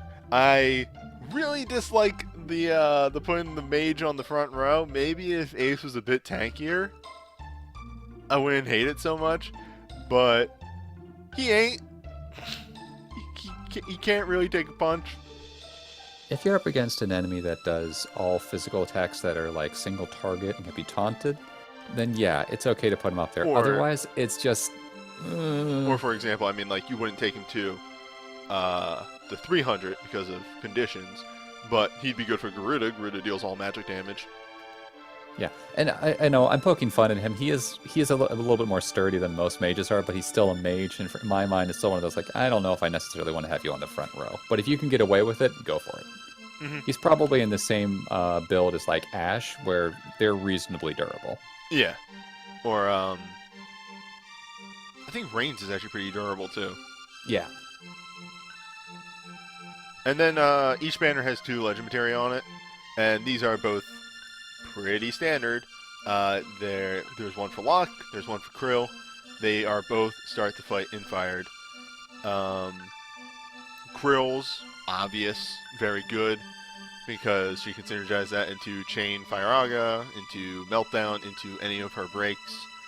Locke's, right now, only chains into his breaks. Eventually down the road, like fucking 5 months from now, because I think Japan just got it, they give us one of those thief dagger moves that hits fire. He's got shooter. Yeah, he also has shooter. Fucking God. Locke's an okay character. Locke's a pretty decent character. Also, both of those legend materia records, which I will never say right every single time, just putting that out there, they are both fire elemental boosters. Nice.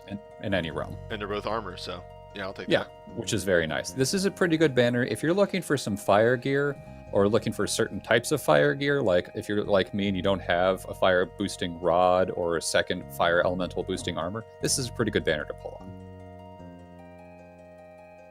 Yeah. That pretty much is the gist of it. If you need fire, pull on banner 1. It's the only banner that is exclusively 1 element. Okay, so now here comes Except for the next one. Wait, the next one isn't 1 element. Yeah, it is. It is?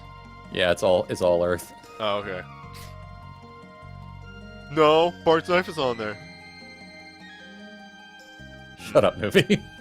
You know, I'm actually gonna. I'm seeing this now. I'm just gonna remove the bit cup just for now, since that is taking up the whole screen. Yeah, that's fair. All right, here comes the move where I have to like adjust this correctly. If you have motion sickness, look away. Ooh, nope, this ain't gonna work. Oh, this is so not working. Did I get it? That's good enough. We're getting a preview of the next one. Okay, so first up is Ignis's Rune Axe. It's pretty simple. It's 11 single target hits, and Earth Chain, and Guts to the party. That's actually the real thing that I really like about that. I was able to do some really goof strats using this on Diamond Weapon, this past Crystal Tower. I actually had a test run of this where I was able to eat Diamond Flash, time this to go off, and then eat a second Diamond Flash. Super nice, really good. Probably one of the stronger chains out there just because of that last stand. Yeah, it's one you don't think the last stand's going to be useful, but it's nice to have that on as like the ace in the hole, so to speak. Yeah. Sadly, I don't think the axe boosts outside of Realm, right? But yeah, it's only a Realms energy booster. Yeah. But hey, that's fine. That's fine. Platinum Hammer for Galoof is actually just USB, but it's attack mag 30% to the party, and haste, and it unearths him, which synergizes fantastically with monk abilities. All in all, if you tell me that there is a Onion Knight buff that allows me to also deal a little extra damage on the side, yeah, okay, that's alright. This is one of those, like, glass half empty, half full thing. The Platinum Hammer is an Earth booster, but it's a hammer, which is frustrating. However, a lot of the Earth people can use hammers anyway, so it's not as bad as you'd think. So it kind of is a trade-off. Mm-hmm. How many knights can use hammers? There's a question for you. A couple. Ingus can. Gladio might be able to. I don't know about that one. Oh, he cannot. No, thanks, chat. You're right on the same boat I'm on. But Ingus can, and that's really all I care about. And I think a couple of the Sids. Oh, Gilgamesh can use friggin' everything. Yeah. The reason I emphasize this is because pretty soon we get Earthbringer, which is Guardbringer but Earth. Yeah, that hammer, it's good. I'll be happy to have it, but it's not like the highlight of the thing on this for me. Yep. Which, speaking of which, the highlight for a lot of people is probably the next one. Yes. Bart's Chicken Knife. I don't even need to look up this EX mode. It's 10 single target hits, multi-element, quad elements. Gives him quick cast, attack plus 30%, and spell blade barrage, which is anytime you hit with a spell blade that is wind, water, fire, or earth damage, he does a follow-up of either 2 hits. Is the 2 hits AoE? I think it's single target. I think they're all single target. No. You know what? I think you're right, actually. But it's either 2 hits or 8 hits. Yeah. Single target follow-up that has a much lower multiplier, but is free damage for you and helps with chains. And especially when he is hitting 4 different elements with that shit. Yeah, no, it's extremely versatile. It's stupid how useful this thing is. Bart's can't break damage cap like Cloud can, but in some ways he doesn't need to because the damage just stacks up. Yeah, it's supremely gross, and you combine that with the fact that there is a dual cast record materia for Spellblade. His dive gets him a triple cast record materia for legend materia for Spellblade. And does he have a double cast on his legend record materia armor? I don't think. No, his double cast I thought was his the capstone ability of his. Oh, the legend record materia is the triple cast. Okay. Yeah. So you can get double cast from his dive, triple cast from his armor, and then also double cast record materia. Yeah, there's like a 1% chance if you have all those on that he can hit 4 times or something stupid like that. It would be quintuple because it would be double double. Yeah, you're right. It'd be one He for hits the a lot. one for the normal, 2 more hits for both of the doubles, and then 2 more hits for the triple. The point I'm getting to is Barts can be stupid. Bart's is dumb. Bart's is real dumb. I really hate jumping on bandwagons of things that are super popular, but I have to admit that this is like supremely good.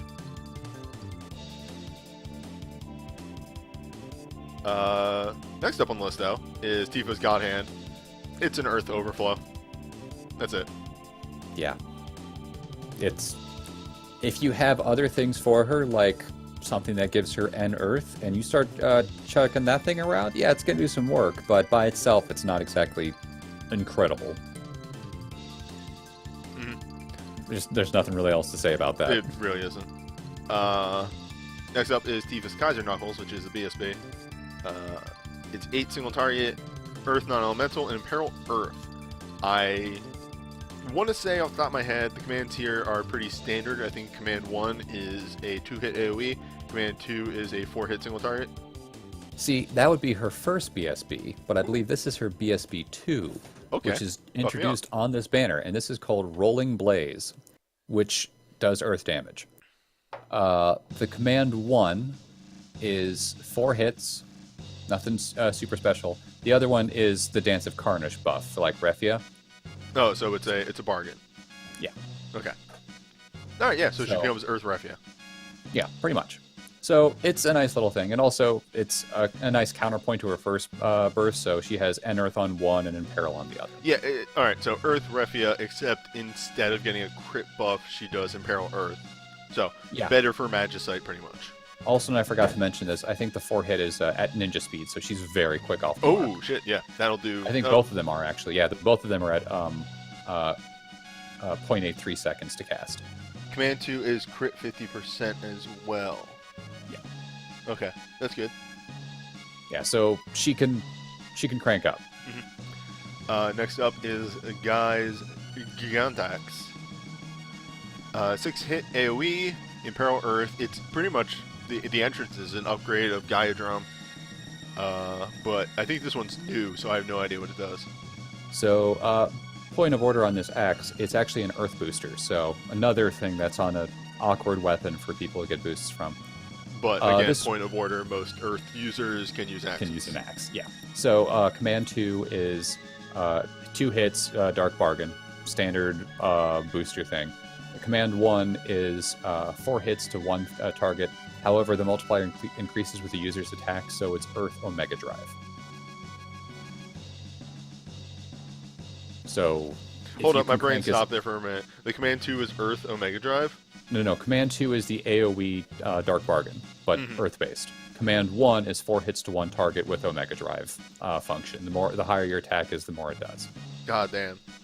Well, Yeah. that'll do a lot of work if something is weak to... Well, wow, if something is weak to Earth, if only it had something that would... Oh, wait.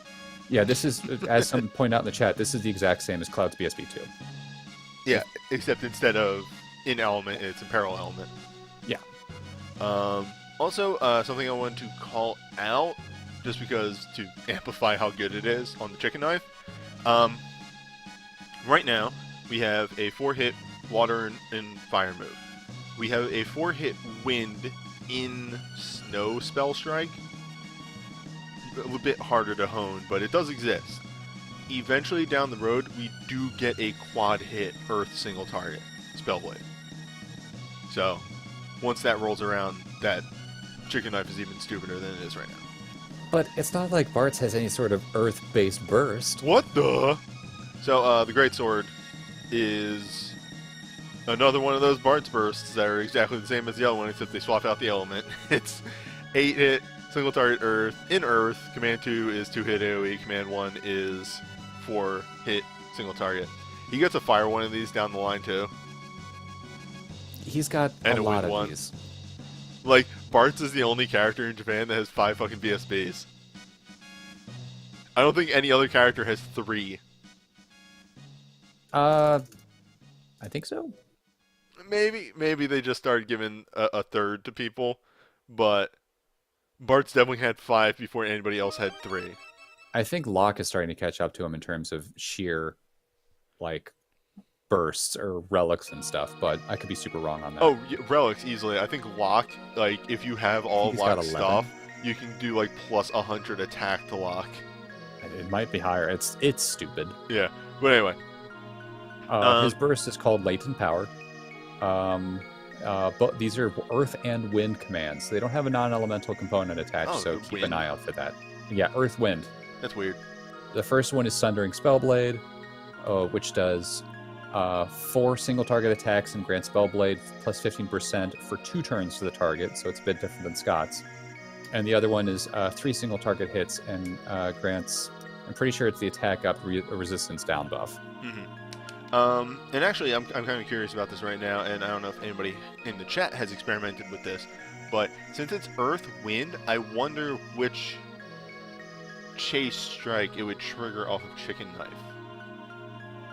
Whichever one would do more damage, probably. Yeah, it would probably be Earth normally. Again, Earth. When the Earth Wind goes off, it'll pick which one does more damage. And if you're in a chain, the one that's going to do more damage at like flat damage is going to be whatever one's in the chain. So yeah, it works. Next up is Maria's Rune Graven Bow.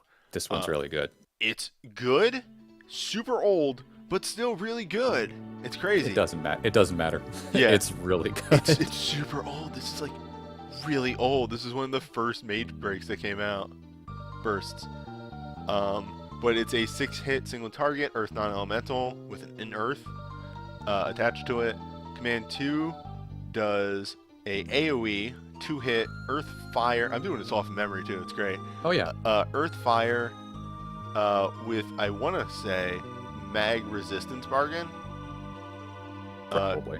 It's a mag boost and a defense of some sort down. And then command 1 is your standard 3 to 6 hits Earth damage, mattering on your mag, except the cutoff for 6 hits is extremely low compared to other ones of this type. I think everybody else is higher than hers. Yeah, is over 1,000 at some point, and I believe hers is like 900 something. It's right below it, but yeah, this is the easiest of the 3 between her idea and Pap to hit.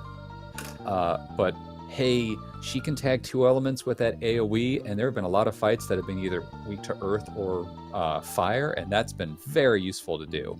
Pretty much. Also, having a 6-hit Earth magic caster is very powerful.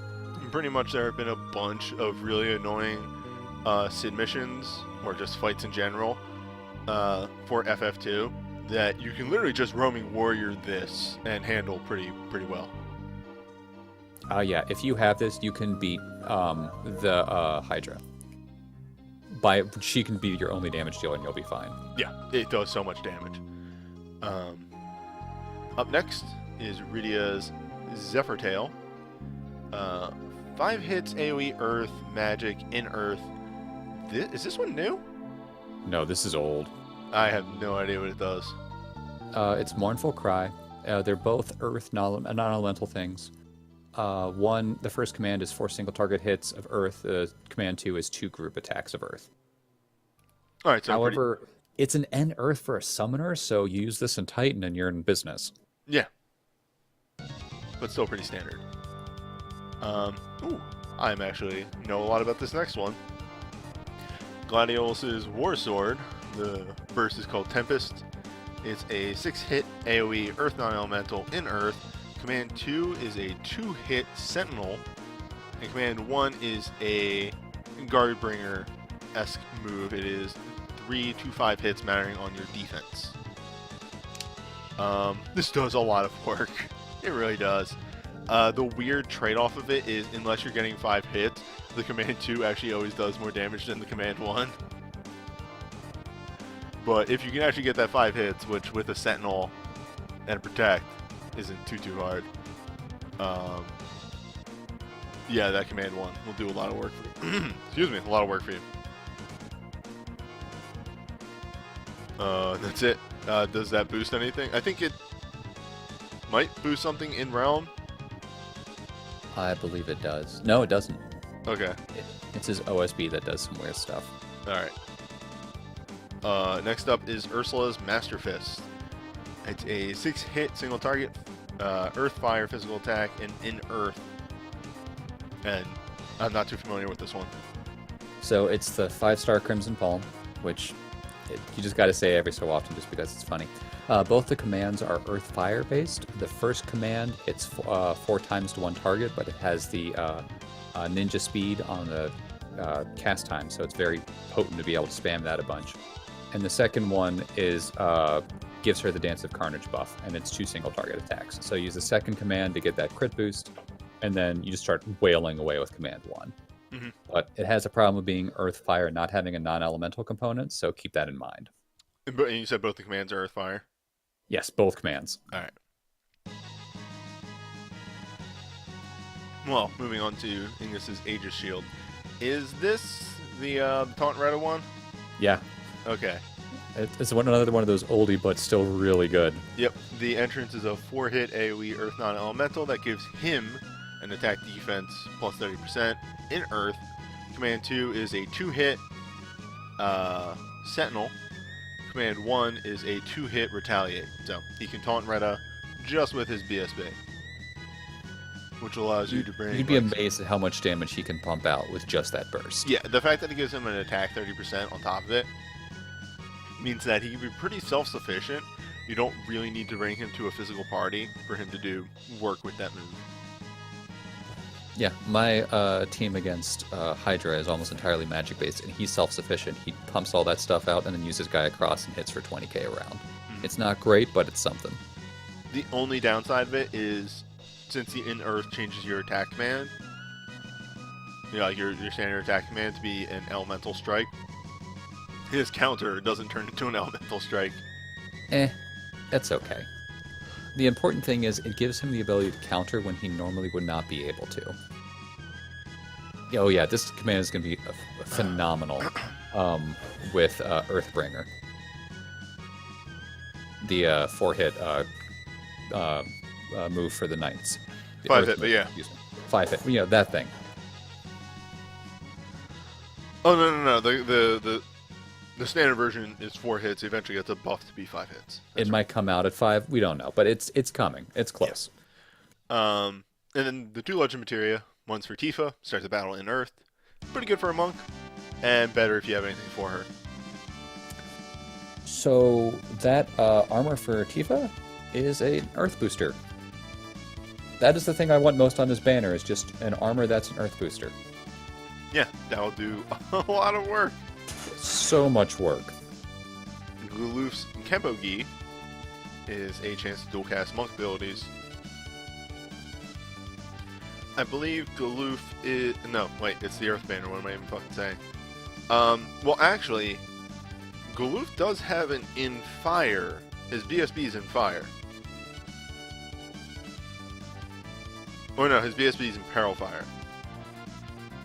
Yes, it's in Peril Fire. I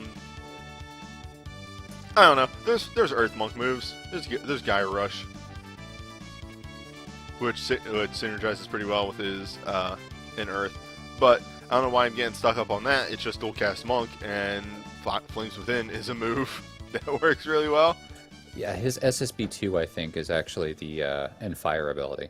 So Shrug, Galoof's weird. He can tag 2 different elements, but the problem is that since he's focused on 2 different things and doesn't have the laser focus of someone like Refia or even Tifa, he's got an issue with being able to deal as much damage as them. Yeah, that's his only downside. He's weird. He does a lot of stuff. He's got 2 different elements, and also he's a buffer at the same time. Galoof does a lot of stuff. Now, on a whole, I think Banner 2 is going to be strong for a lot of people because Earth is such a weird element to get coverage for. Yeah, Banner 2 is one of the ones I'm definitely pulling on. Even though I have a couple items on here, like Maria's bow and Ingus's Aegis shield, I'd still pull for it, just because there's so many good items on there. I think the only real... I don't even want to call it a dud. I just think it's not like super amazing as Tifa's OSB. Yep. If you have other things for her, it's really good, but if that's all you have for her, it's not exactly amazing. But it's a 6-star item, so it's a stat booster, or stat stick in Realm, so take what you can get. I kind of in the general agreement. OSBs are generally the low hits on banners for me. But anyway, let's move on to the Dragoon banner. Let me just make sure I get this lined up properly. I thought the Dragoon banner was banner 4. Well, this is the Wind and Lightning banner. This No, is wait, wind this and water. is Water. Water and Lightning. What the? This is water and wind. Water? Well. Banner 4 is lightning and ice. Alright. I'm not going to get this centered at all. So I'm just going to deal with cutting off banner 3. You know what we're doing. So. Tice's Double Edge. It is the water chain. And it's a very good water chain. Because it's 11 hits. And then quick cast 2 on the party. It'll get you started, and then your entire team just kind of dumps damage real fast. And because it's quick cast, you can easily just have him go first, and then have everybody else use their soul breaks after him. Yeah, this is incredibly useful. I don't think it might not be the best chain, I think because the next one might be the best one, but boy, does this set you up to do a whole bunch of damage in a hurry. Mm-hmm. Which, speaking of the next one, Zax's Enhanced Sword is Wind Chain with attack plus 50% and party high critical. So everybody's crits do more damage. What's that? So, I both love and hate this chain. I love it because it makes physical wind teams deal an enormous amount of damage. I don't like it because it doesn't give any buffs to people like Alphanod, or as I call him, Al, the wind magic users, because they're not going to get that 50% boost to a hit. Which stinks, but take what you can get. Yeah, but that's mainly the fault of there being there's not a lot of wind casters. There's 2 plus Emperor, who is just weird. Yeah, you got Fujin and Al, pretty much. That's it. Those are your wind casters.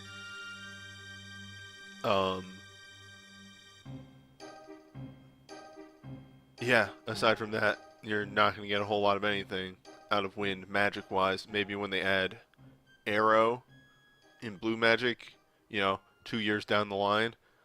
At least 6 at this point. Yeah, and they add more wind casters to synergize with that. You're not going to see a mage-based wind limit chain at all. Like, I will fucking go on the record in saying that you will not see a wind limit chain until they add, like, Arrow or more wind casters. Okay. Up next, though, we have Kamari's Bright Armlet, which is attack, mag, resistance, plus 30%, which is fantastic on its own, and a 75% water radiant shield. Now, I think we've had these before. In fact, I think we just had one in the past 13-2 event. Mm-hmm. But what these are the radiant shields that reflect, that the damage they reflect is elemental. Both a blessing and a curse. Because in a fight where something is weak to that element, fantastic. They'll deal more damage than a normal radiant shield. And the fact that this comes with an attack mag resistance buff on top of it is perfect. If you're fighting a boss that absorbs water, though, go somewhere else. Yeah, that attack magic resistance buff is kind of canceled out by the fact that whenever that boss attacks, it will be healing itself.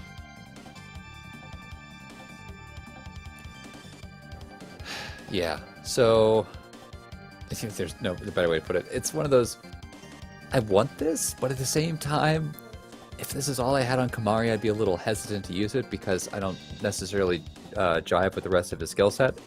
But this is a great, like, roaming warrior thing for the very limited amounts of roaming warrior we're going to have. Somebody in the chat says the rest of the chains are being added in Extreme Fest in Japan, newbie. I mean, my point is just that you won't see a mage-based wind chain. Like, I'm sure that there will be more chains and everything, maybe more different wind chains, because I think Zac is the only wind chain still to date. I just don't think there will be a mage one, because fucking almost nothing synergizes with it. Yeah. Now, Kamari is useful if you have some stuff for him, but base Kamari is not someone I'd use just for their skill set. So if you had this and maybe some other thing just so you can do something else, probably. Maybe I might just be a little jaded against him because when he first came out, he was really bad, and now he's much better. He's decent because he has Dragoon. The weird thing is that they're making him super water-based, and he doesn't get abilities other than... No, there isn't even a water Dragoon move. He doesn't really get abilities that synergize with that. Unless he has Shooter. I don't even know if he has Shooter. I doubt he has Shooter, but if he has Shooter, that's some real dumb shit. Again, it depends on what you have for him. I don't think he's a character that by himself would be excellent, but if he had some other things via like his burst and a different ultra, legend materia and stuff, something like that. In any case, let's move on from Kamari. Well, there's Force Stealer. Do we even need to explain this one? I'll do it just for completion's sake. It's Ultra Cross Slash. It's 5 hits, Wind Dark. Critical, 100% chance. EX mode, you overstrike now. It breaks the game open. That's about it. Yeah, the game's still recovering from this hitting the game. They will never adjust for Force Stealer. Because they can't. That would ruin the economy of the game. Adjusting for Force Stealer is, hey, you know what? You can't use Roaming Warriors anymore. Don't worry about it. Which they started doing in hard content, so yep, that checks out. Yuffie's Spiral Shuriken is a 6-hit AoE, water non-elemental ranged, instant cast, so it comes out, imperils water. Not sure what the commands on this are. This is making its debut on this banner. And that would be why I don't know what the commands are. And the burst is Doom of the Living, which I think is her 3-1. I could be wrong about that. It's one of her limit breaks. But the command 1 is called Mirage. It's 2 single hits and gives Blink to the user, which is, really good. And the second one is Affluence, which is a ranged attack. Note I said that, and gives a Smart Ether 1 to the user. So it probably goes to the lowest ability. I don't know. No, that's what Smart Ether means. Yeah. That is? Yeah, it gives it to the lowest use ability. Yeah, and it also, both these commands are at ninja speed. Yep. So, easily meant to synergize with the new thief moves, or ninja moves, that, play off Mirage and all that stuff. Oh yeah, and those abilities have some crazy multipliers, so... And if you're going to get even dumber. Yeah, if you can get the physical blinks up on her, just let her go. Mm-hmm. She will do some work. Yeah, by the way, for reference, what I mean, I think the current moves, the ninja moves go from 2 to 4, mattering on your blinks. They're eventually going to be 3 to 5 to 7 hits. People have referenced Yuffie, who gets double cast ninja, I believe, on her dive, as a character that you could very well dive having nothing on her. Yeah. There are a couple characters from 7 that you can die with having nothing on them, and they can do some serious work. Anyway. Hey, it's Cloud again. Hey, there's Cloud. Ultima Blade is... What is it? It's called, like, Cyclone or something like that? Yes. It's a 6-hit entrance, single target, in wind. Command 2, I believe, is a bargain. Yep. And command 1 is wind, elemental, Omega Drive. Yes, but both commands are wind non-elemental damage, so you can pump this out in any situation to be useful. Yep, extremely useful. I've got this. This is really powerful. It's the exact same command-wise as Guy's Axe was, but this gives an element while the other one was Imperil Earth. So, differences. Yep. speaking of wind casters from back then, Alphanod's Veil of Wiu. Man, this is old. It's still good. It's old. It's 8 hits, single target in wind. Command 2 is a Smart Ether. Command 1 is 4 hits, wind, non-elemental, and quick cast, magic. You could eventually, in a couple months, when he is, just having his BSB is reason to dive Alphanod. Because his dive gives him boosted summon damage which is command 1 deals, and command 2 is chance, or legend materia 2 is chance to double cast summon, which is his command 1. Alphanod single-handedly, single-handedly on the 7 Torment dealt 75% of the boss's HP. It's understated how much damage this move can do. So, Alphanod, via his commands and stuff, he can keep up with Sid Reigns in terms of damage.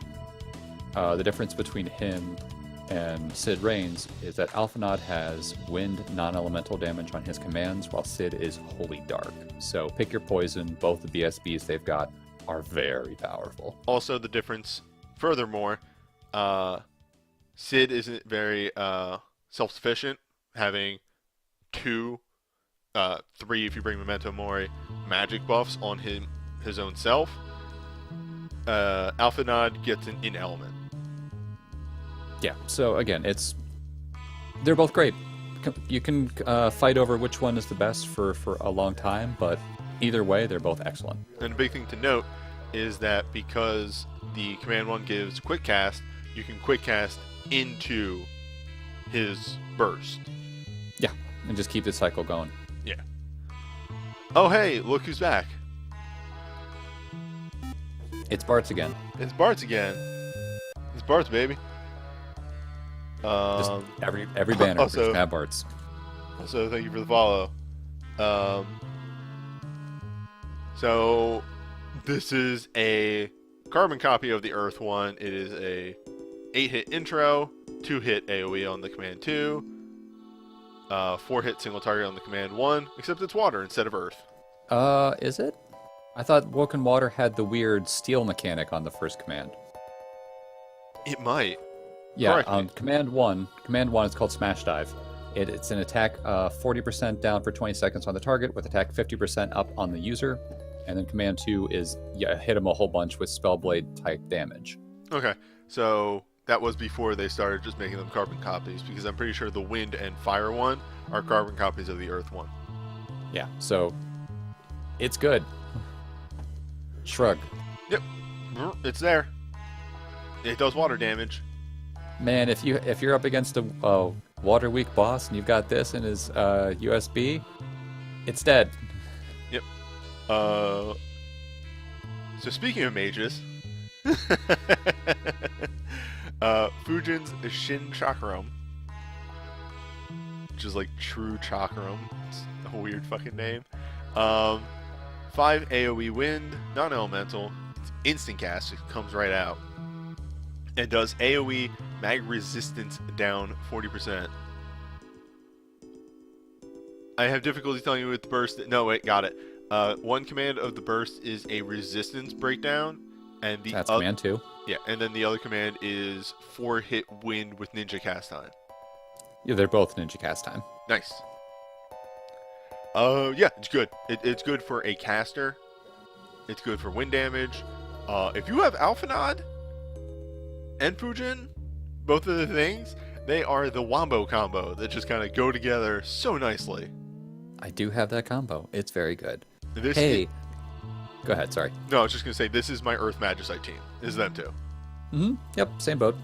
Hey, have you been wondering why I've been real quiet about what are getting elemental boosters on this banner? Well, this is it. This is the only item on the banner that gives an Omni's Synergy elemental boost. Keep that in mind.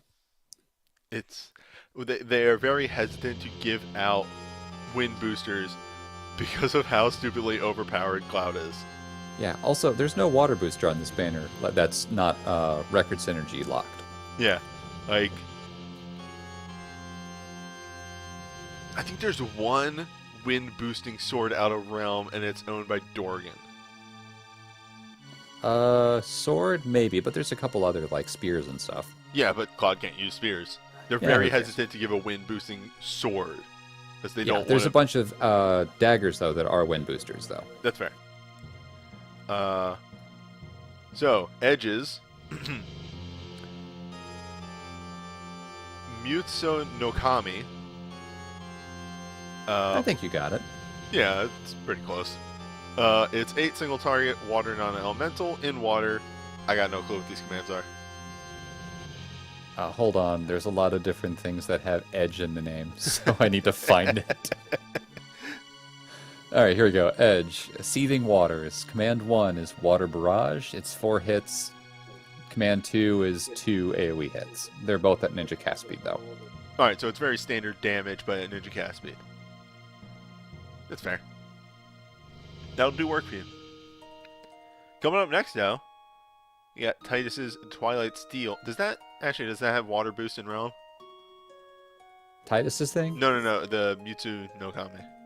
I don't believe so, no. I think the only thing on this banner that's water-based that has a boost in Realm is Titus. Which, speaking Titus of which... is CSB. Oh, it's CSB. Alright.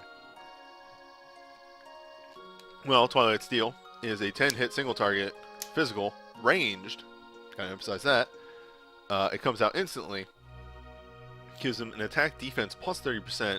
Instant cast 1 to the user as well. I think my alt has this, but I could not tell you what the commands are on it. So it's Sonic Strike is the burst's name. Since this is BSB2, Command 1 is called Dash Shot. It's 4 single target ranged attacks to one target with ninja cast time. And the second attack is called Invigorating Shot. It's 2 single target ranged attacks to a target and grants Sharpshooter plus 15% for 3 turns. And both commands are sharpshooter types. Yes, and they're both water and non-elemental. Good. Yeah. So it's very good. It synergizes super well with itself. And then... Sorry about that. And then it synergizes really well with Sapphire Shot. On a whole. Yeah, it doesn't sound like it does a ton of stuff, but this is a really good BSB. Yeah. And, oh, this doesn't in element. I thought it did. No, his BSB 1 in elements, but this does enough other stuff that it's okay. Like, it gives the attack defense 30% buff. That's close enough to the N element. Up next, Zack's Runeblade, which is pretty old, but not bad. Yeah, if I was going to pick anything on this banner that's kind of the stinker, it'd be this. Yeah, just because it's old.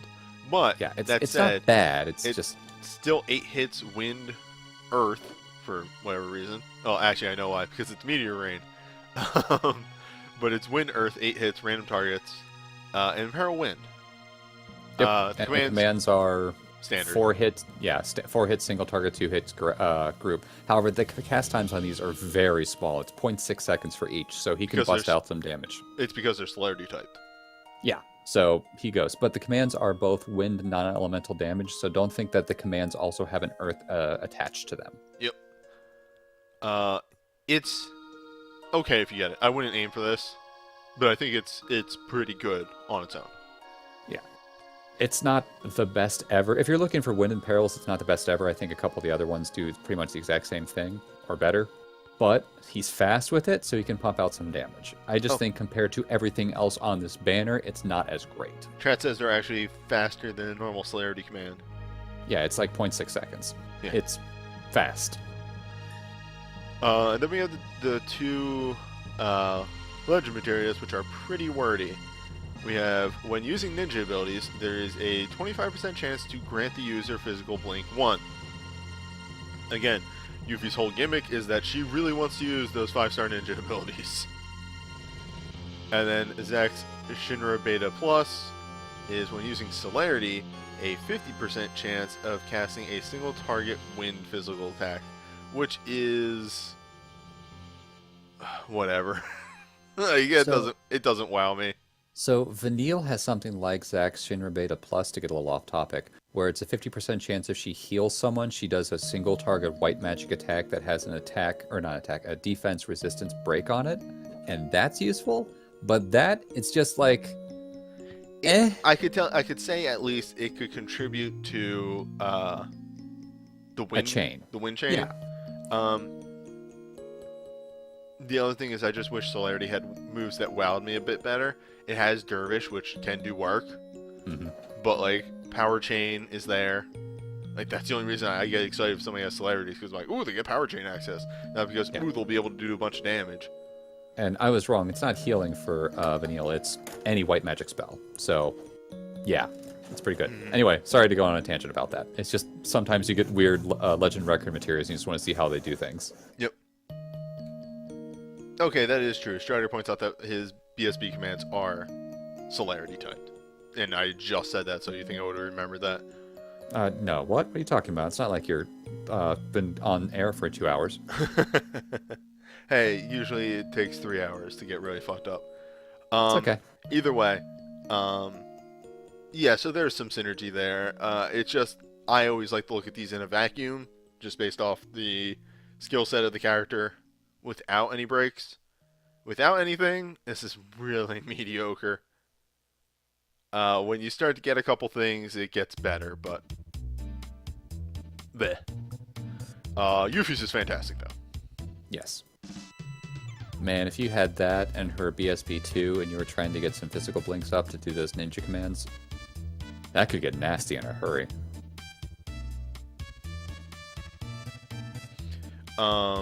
Yeah, hold up. I clicked out of a window and now I am lost in all my fucking windows All right. that are open here. While Okay. he's getting that set up, Phase 4 is lightning and ice, folks. Hell yeah, that combination. You know it, you love it. Lightning and ice? Sure. Machinist? Yes, you got it in one. Also, I think Shooter. No, Shooter doesn't have lightning yet. Shooter, I don't think ever gets lightning. That's why I said yet. Okay, starting off at the top, your boy, Kane's Lance. It is You just want to hit a whole bunch of times. Yeah, Do you want to start up a lightning chain? It is a lightning chain that does fucking nothing else but hits 22 times. It doesn't seem as impressive as, say, like the ones that's like everybody gets quick cast, everybody gets 100% crit damage, until you realize that, so a chain, when you activate it, gives the party 20% more damage. That's it, flat. With a 22 hit on top of that, you are adding an extra 22% on that 20%, or an extra 10% on top of other chains, normal chains, because I want to say Zack is the only chain that doesn't actually hit. Yeah. For now, I don't know. I haven't looked at any later chains. Yeah, the that's what I'm saying. Like, I'm trying to rack my brain, and I don't think there's any other ones that don't hit. The point is, this gets you started real well. And if you have his BSB and build up 2 bars and go into this, ooh, now we're getting somewhere. Oh yeah. It's a good startup. I think if I was going for like the best chain ever, I still think I'd like Titus's more than this, just because Quick Cast 2 for everyone is Titus sets up stupid the rest strong. of the party really well. Yeah, but this is a great like lead in, like, okay, you deal 42% more damage to lightning moves now. Have at it. Yep. Snow's Unsetting Sun, which is a great name, is an 11-hit single target ice that does Ice Chain and gives the entire party 2k stock. So it's an ice version of Warrior Something Glaze. we're going to see in 15 minutes. Yeah. It's good. There's just no better way to put it. It's good. It starts up an ice chain. They needed a physical ice chain because the ice chain right now was Renoa. And there aren't really as many ice physical as there are magic. but that scale's starting to tip. There's a couple more. What's his face? Sarah's buddy from 13-2. He's Null. a ice physical type. Yeah, Null. Only on his USB. I'm just saying, he's getting there. Snow himself is an ice physical type. There's a bunch of people who use shooter ice physical moves. And there's also someone we'll see in a little bit as well from 8 that is also an ice physical type. True, but true. You did bring up the point, though. What if I don't want to have a physical ice chain, newbie? Well, then you have Renoa's Conformer, which is a 11 single target ice summon that activates Ice Chain and Quick Cast 2 on the party. So, goddamn. Yeah, so remember I was talking about that quick cast thing? There you go. It's a ice version that also deals summon damage of Which is nice. Shantoto's chain. Yes. And then if you had a lightning chain going and you wanted to just blow something up with it, well then baby, you got Lightning's Razor Carbine, which is a 10-hit lightning non-elemental physical attack, quick cast 1, and flash. Which I know it does something more, so I'm going to have to check this little sidebar real fast. Okay, yeah, it does plus 30% attack, but then also if you use a lightning move, it gives you quick cast. So, go to town. You have to diver to it, but diver to 5-star Spellblade, give her Thundering Quad Strike, and just go to town. Yeah. She doesn't need anything else. If you dive her and you've got this USB, she'll do fine if you need to do lightning damage. Good night, Squirrel Tokens. Yep. Good night, people who are stepping out to go do other things. That's fine. You're just dead to me. It's okay. God. It's high quick cast, by the way, on that flash, so it's 1/3 cast time. Oh, okay. Up next is Lena's Rune Staff, which is literally on this banner just because it does bar ice. Not a big fan. Nope. I think the bar elemental stuff and elemental stone skins, which is another thing that has been established, might be one of the weakest mechanics that they started attaching to Medicas. And they wanted to try something different with Medicas, and instead gave them something that makes them very specific. But it gives her actual, like, standard healer burst stuff. Like, Command 1 is instant cast, restore, a whole bunch. And it also gives them mine 30% for 25 seconds to the caster, or to the, I think it's to her. Might be the person it's on, I don't... Yeah, it's a Courage level, I think, heal, and it gives a mine 30% boost, which is, great. And then she's got the standard Medica on Command 2. Mm-hmm. Yeah, the burst is called Tender Mercy. Command 1 is Tycoon's Mark. Command 2 is Care for Life. Yep, it's okay. I really don't like the bar ice. It makes it pretty much a heal that does nothing else on entrance. Because and the mind boost is to whoever she is targeting, which I got confused because her burst 1 actually gives her the mind buff when she uses it. Which that is good if you're doing stuff like, say, a fight that does stop or a fight that does status effects, and you want them to not have that status effect faster. Yeah, I actually think this is kind of the dud on the banner. It's if you need a heal, great, but at the same time, not something I want. If I get it, I'll be happy because I actually don't have a healing burst in 5, but at the same time, I'd rather get the thing that's either above or below this. Well, that's because there's only 2 healing bursts in 5, baby. Yeah, well, hey, but what's this thing below it that looks like a weird combination of a sword from 13 and 8? Well, that would be Squall's Axis Blade, which is a 8-hit single target ice non-elemental physical attack in ice with a command 2 of Jarl Junction, which gives him a stock of 1 up to 3, and then I can't remember what the name of the first command is, but it does more hits and more damage mattering on how many times you have Junction. Flip it. Command 1 is the drawn junction. Normally the two Command is 2 is the buff, so I just guessed. Oh, that's fair. And the second one is Lowen's Roar, Yeah. which is the 4, 5, 6, or 7 single attacks with scaling damage based on how many draw injunctions you've done, and the scaling amounts of critical chance on it. Yo, this is dumb. Yeah, as chat points, it's a USB disguised as a BSB. This is probably the most damaging BSB in the game. Easily. If you get double cast on him, oh. If it wasn't for the fact that, this was as broken of a command as it is, Ayame would be the biggest ice physical dealer. But, nope. Surprise, it's Squall. I'm actually kind of surprised Ayame's not on this banner. Ooh. Sorry, anyway, I'm moving hitting along. a tiny bit of turbulence in the internet. On the net.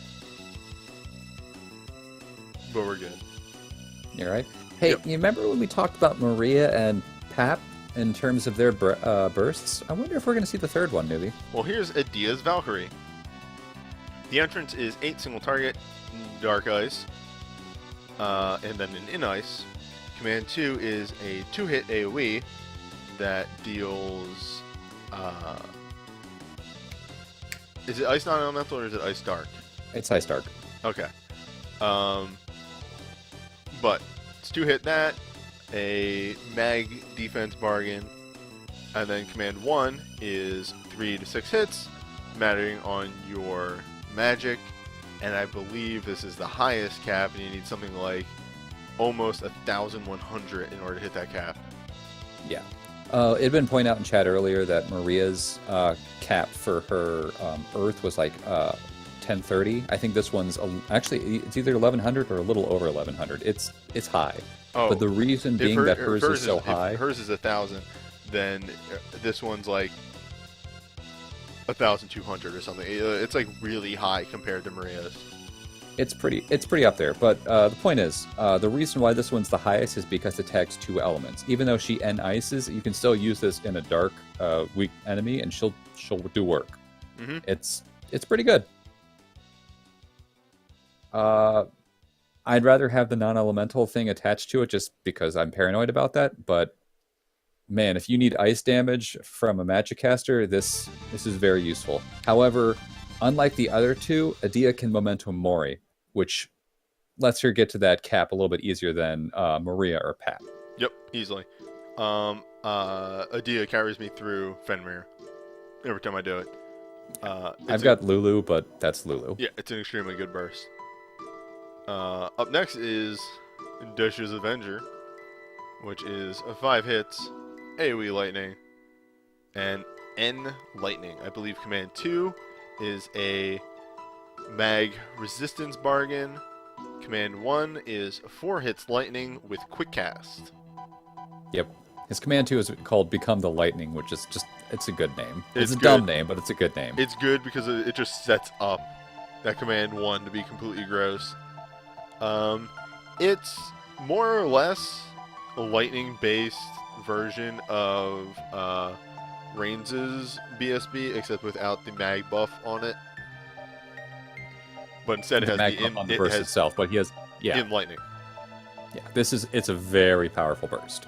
Obviously, since commands have gotten, or not commands, abilities have gotten a little bit better, it's not as powerful in comparison as it used to be, but you can certainly pump out a lot of lightning damage with this. Oh, also, easily. it was pointed out to me by someone, I forgot to mention, on Lightning's Razor Carbine, that is a lightning booster. Ah, that's right. That's right, it is. My apologies. But yeah, Desh's lightning sword. I always forget that all of Desh's stuff is swords. Yeah. Is It really, can be really annoying good. that that's a sword and not a rod, but whatever. You'll be fine. It's really good at dealing a ton of damage. The good thing about that sword, though, sorry, one last Go thing, ahead. is one of the other premier lightning users of magic lightning users is Ash, and she also can use magic swords. So it's nice that those two can work together on that kind of stuff. Yeah, extremely. Up next is Shulk's Spear. That's it. It's just a spear. It doesn't look like a spear, but that's what we call it.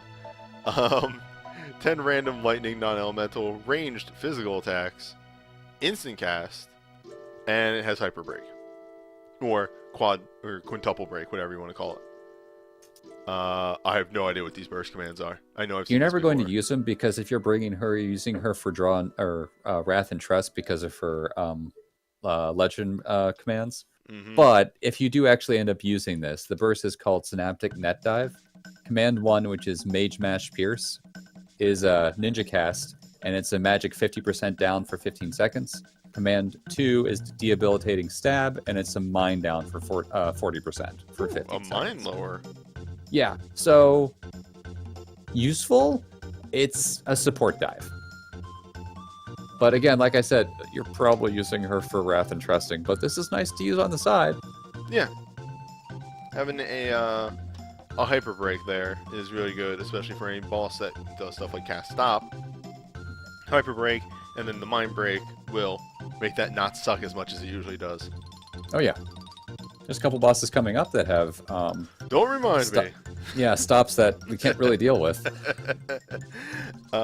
Lightning's Enkindler, which I believe is also a lightning booster. I believe so. Wait, No, it is not. okay, I'm thinking of something else. Never mind. Sorry. Shulk's BSB is a lightning booster, by the way. Okay. Well, this is 8 random targets with an Imperil Lightning. Command 2 is a 2-hit AoE. Command 1 is a 4-hit single target. Both fast cast speeds. Yeah. That's about it. It doesn't really do much else. I will say, because I own this, I can give that little piece of information to you, a unique interaction. If you have a way to in-element lightning, and you do that, or in-lightning lightning, and you do that before you use this, this will hit 80,000 damage easily. Oh yeah, it's dumb.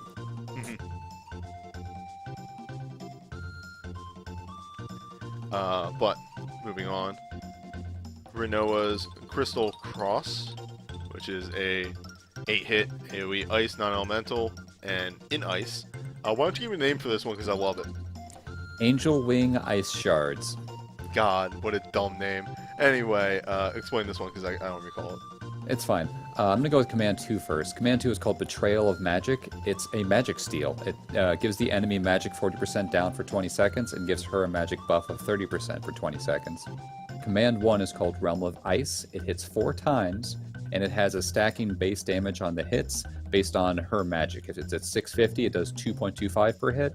At 1200 magic, it does 2.55 per hit.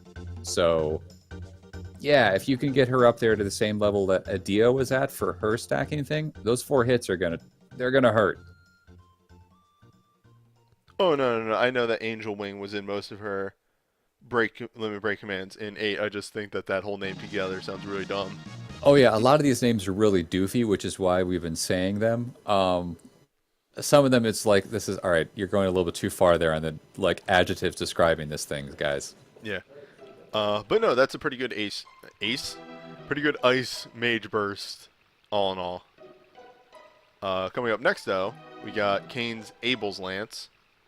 Kane's Abel's Lance. Yep.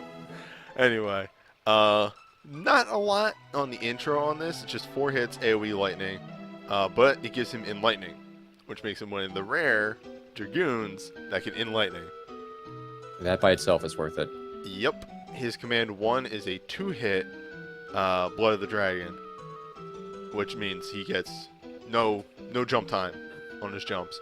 And command 2 is, I don't think it's Smart Ether. I think it's just a normal Ether.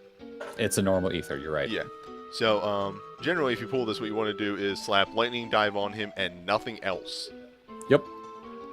At least for jump starts. If you're not doing a jump start, then you do have to slap Life Siphon on him. It still works. The important thing about Abel's Lance is that it allows him to just be pretty self-sufficient in terms of pumping out damage. He can take care of recharging his own ability. He can be making it so that he doesn't have any lag time in the air. The not having the lag time in the air isn't that big of a thing in a lot of these huge fights because of the animations and stuff that take such a long time. But it's nice to have that as a backup thing. The big thing is the Enlightening. Yes. Again, like we said, it's just the Enlightening. I would probably use this even if it didn't deal damage. If it just Enlightening him, it'd be like, okay, let's go. Another big thing to note, if you do get this, Again, some things I can talk more about because from experience, but if you do get this, you don't actually want to recast this as soon as you get it if you want maximum DPS, because if you're using this, he's generally hitting all 9s on Lightning Dive, so there's no reason to recast the BSB immediately, because it just deals 4 hits. So you're going to deal as much damage with Lightning Dive than you probably would with the BSB intro. Yep. Also, a good thing about this lance, it's a lightning booster. Yep, it's one of the great things about this, because there are so many Spellbladers that can equip spears. When we had the anniversary thing like 3 months ago, this was one of the items on the You Pick banner. I picked this one up just because it's that useful. It's very good. And then we have the Legend Materia, which is Squall in ice 25 seconds at the start of the fight. It's okay. Like, in a vacuum, it's pretty okay, because you can synergize it with Snow Spell and Frost Strike, I think it's called. You have any of his breaks, and it just gets way better. Well, any of his ice breaks. Yeah, there was a period of time when he wasn't ice. I think this also, if you have his Ultra, which we don't actually talk about apparently because his BSB2 is far superior, if you had this and his Ultra, it could do some serious work. Squall's an Ultra? Yeah, that's the point. No, like, I'm being serious here. Yeah, he has an Ultra. What does it do? Well, hold on a second. I can pull that up because spreadsheets, as we put it. Yeah. Look that up while I talk about the other Legend Materia. Go for it. The other Legend Materia is Shantoto, who just kind of snuck in on this banner with nothing but her Legend Materia.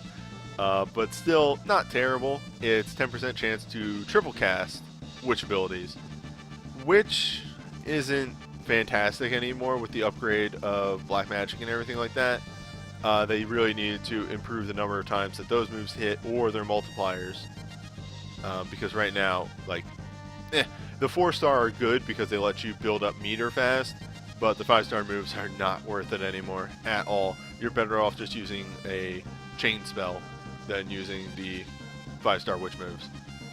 So, Brutal Blast, which is the name of the Ultra, is 9 single target hits. It's Ice 9 non-elemental, grants high quick cast 2 and EX mode C to the user. And man, it does things. Right, the really bad EX mode. And it gives a chase to every 2 spell blades, that's right. Yeah, the chase mode that you're only going to get once. It's one of those things where I understand why they did it, because they got skittish off of what happened with Cloud, but man, did they mess this up. It's really bad. And, of course, Dina is so adverse to upgrading gacha items that they'll never change that. No, it really needs to be a chase on every hit. Yeah, every Spellblade command. And even if that's too strong, just remove some of the hits that the chase does. Yeah, but just it sucks that this is kind of a cruddy Ultra, which is why when we were talking earlier about, it's not the best, it's not the worst Ultra, that was one of the Ultras I was thinking of, like, that's just terrible. Yeah, there are some Ultras that are actually pretty bad. And we poke fun of it. I mean, again, it's one of those things, if you have it, you'll use it, but whatever. By the way, neither of those Legend Materia records give a booster. There's nothing on this banner that gives an ice boost, which is kind of a bummer. Ice is such a rare element. It just really is. Like, if you're not in 8, if you're not in 13, you're probably not going to find an ice ability. There's Celeste. But I don't think she has an ice booster on any of her weapons. Nope. Because she's mostly a knight. The point that we're trying to make here is... She only recently became ice-based. It wasn't until her BSB2 that she became ice-based. Yeah, and there's also Lulu in 10, but that's Lulu.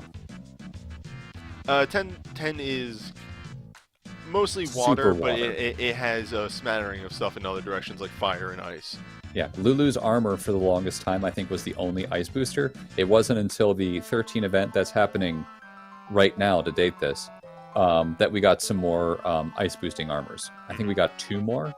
Yes. Yeah, Banner 1. If you need ice stuff and you're looking at Banner 4 and thinking like, oh man, for some bizarre reason I don't want to pull on this, look at Banner 1 on 13.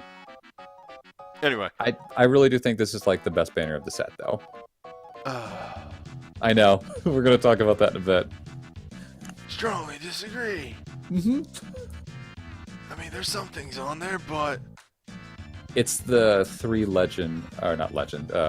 the USBs are really strong. That's fair. Yeah, the key items on this one are really good, but we'll talk about that in a bit. Yeah, Anyway. 3 chains, 3 chains. Let me Go over to banner 5. Good The banner enough. 5 that has the thing on it that I want to pull for, but I'm not going to because I got too many things on this stupid banner. Good enough. This is banner 5. So. Sorry. Yeah, you got to stop doing that, man. I know, it's my fidgeting. It's okay. Hey, do you need things for Seymour on this banner? No? Too bad, you're getting them anyway. Excuse me. So, up first is Seymour's staff, which is a 11 single hit dark magic, dark chain, quick cast 2. Fantastic, just good. Nothing bad to say about this. It's the Dark Shantoto. It's the Dark Shantoto, and hoo boy, are dark casters a dime a dozen. Yeah, Whoops! Well, I fucked it up. it's okay. But yeah, if you need... This is one of those things like, oh man, it's magic based. What am I ever going to do with that? It's dark magic based. Oh yeah, there's a ton of them. Yeah, you can probably make use of this. Yep. Just really good. Okay.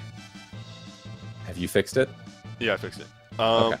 I know which one this is, but person who wrote this, could you please? This is the Warrior of Light's Ragnarok, which is an 11-hit holy physical holy chain 2K party stock. It's good. It's good. It deals really good damage. The stock is really nice, and holy is very strong as an element. It's a really good chain on a character that gets a ton out of having the chain itself. Some other people think, like, oh, maybe the other people could be better to have this chain. Warrior of Light's pretty much the best person to have this chain. Mm-hmm. Up next is Marsh's Burglar Marche, the Burglar Sword. Hey, I've got this. It's stupid. So it's a 10 single target Holy Non-Elemental in Holies with the EX speed combo. And I'm going to open up our little side table here so I can read everything that this fucking does. So stupid. It is a attack plus 30%, and if you use a night move on him, the entire front row gets speed cast times 3. So it's the high quote-unquote quick cast for the front row. So you know how Lightning went really dumb whenever she used the Lightning move? What if you can make the entire front row go really dumb every time one character used the night move? And he'd want to use a knight move, too, because he's a knight. And he's going to be busting out holy attacks. This is stupidly powerful. But newbie, I have much better knights, so I want to put stuff like Guardbringer and everything on them. Put Banishing Strike on him. It doesn't fucking matter what move he uses. You're making the rest of your party go stupid fast, and they don't even need to be knights. Your monk goes fast. Your support goes fast. Your shooters in the front row go fast. It's a good point to point out, yeah, bad fun on my part, that it's only physical, a high quick cast. That is true. It doesn't work for your mages. His Legend Materia 2 is a Knight dual cast, by the way, so just let him go to work. You'd want him to be using Knight moves anyway. Yep. It's really dumb. I have his USB and his BSB, and I will fully attest, the kid can do some work. If you're looking for a way to sub 30 Dark Dragon, Burglar Sword is a very good way to do that. Yep. But I combined this with Agrias's BSB for just crazy amounts of Imperil, and they just shred him.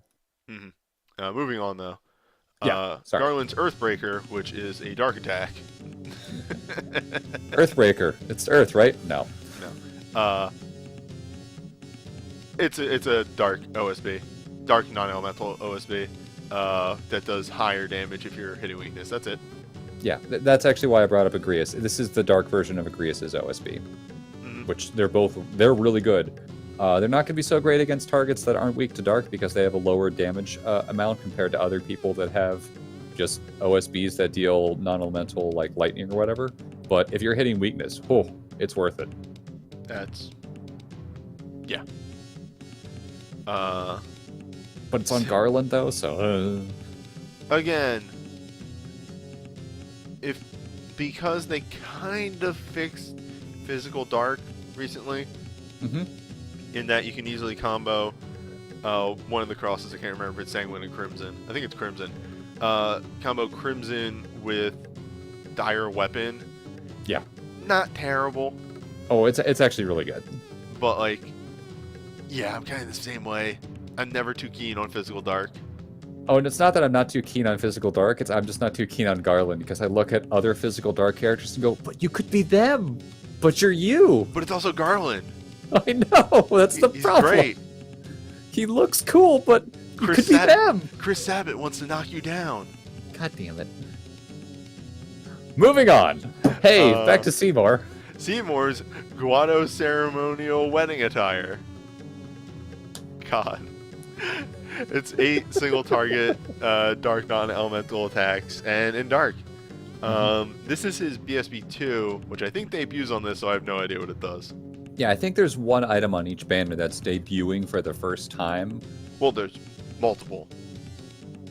But BSB-wise, yes. Yeah, BSB-wise is what I meant. My apologies.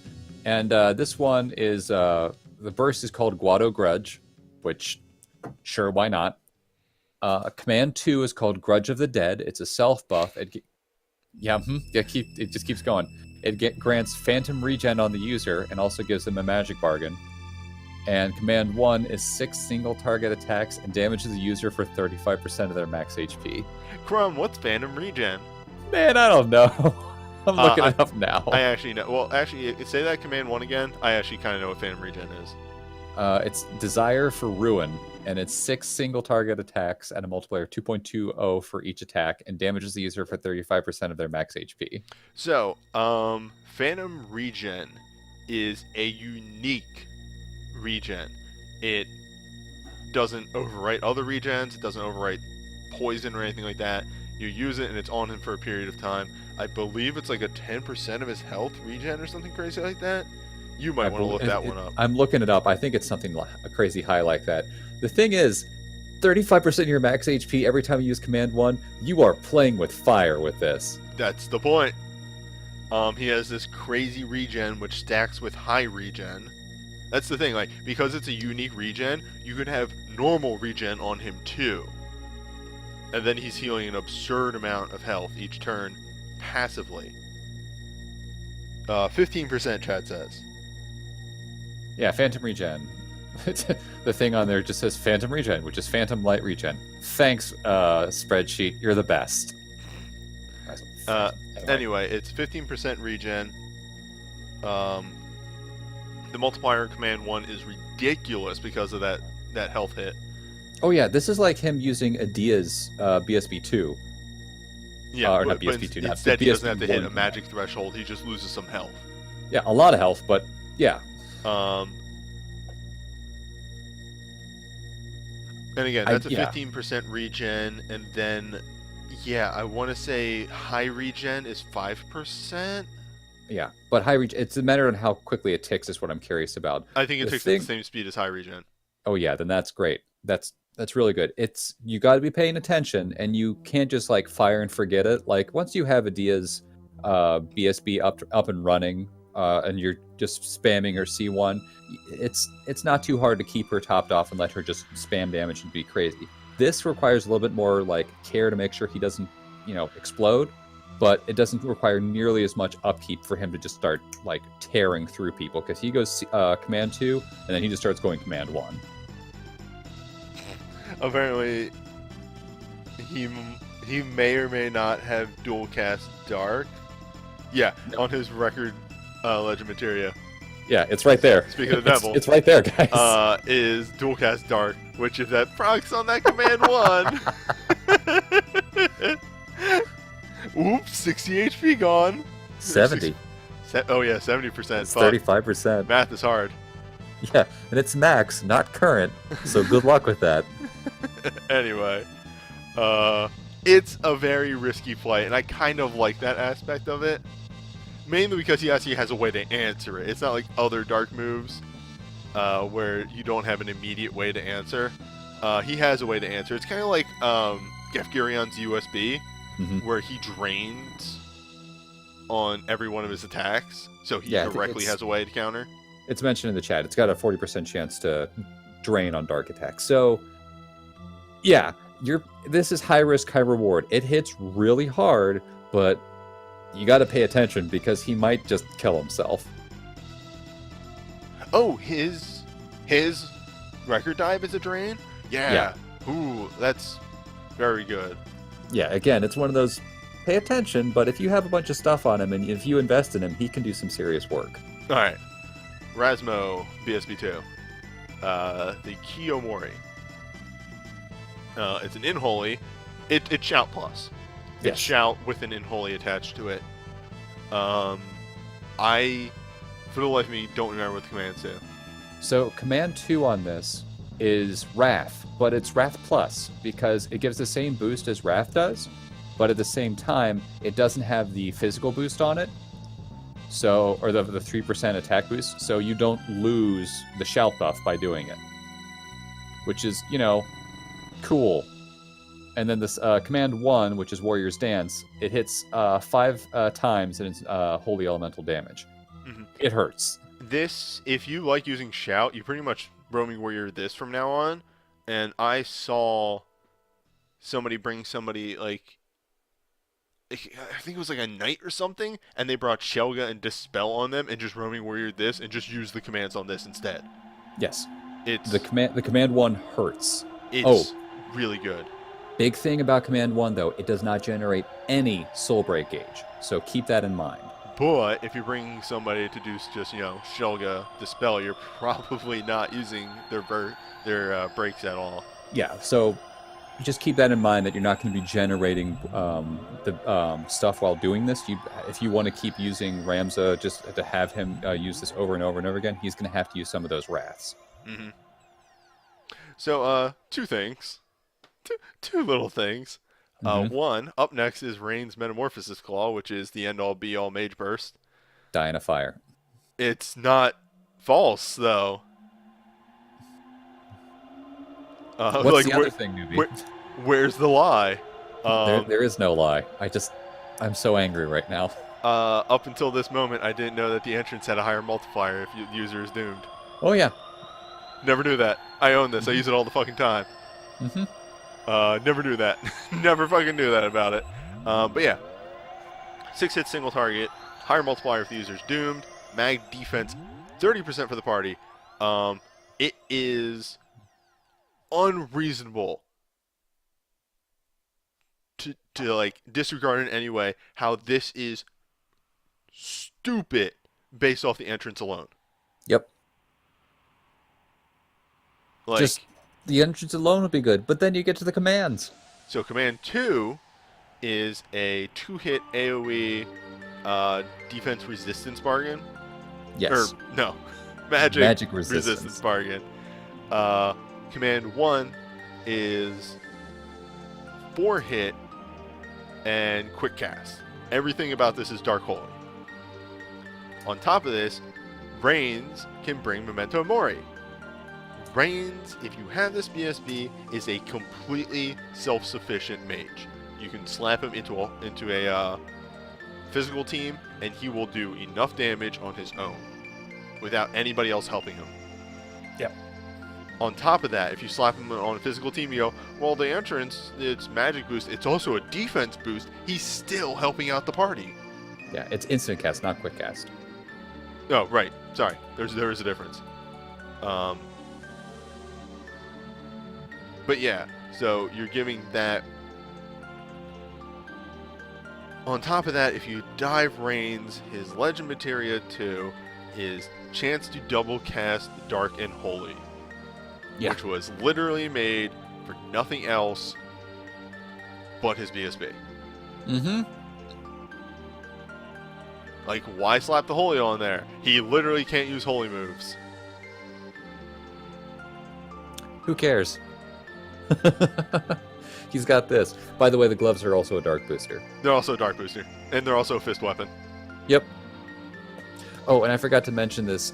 Seymour's chain weapon there at the top is also a dark booster. Yeah, I figured. It's weird. Dark boosters are not hard to come by at all. They're not. There's a lot.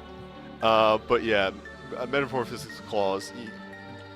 Everybody who plays this game and really looks into the meta at all will tell you that Metamorphosis Claws is a fucking stupid burst.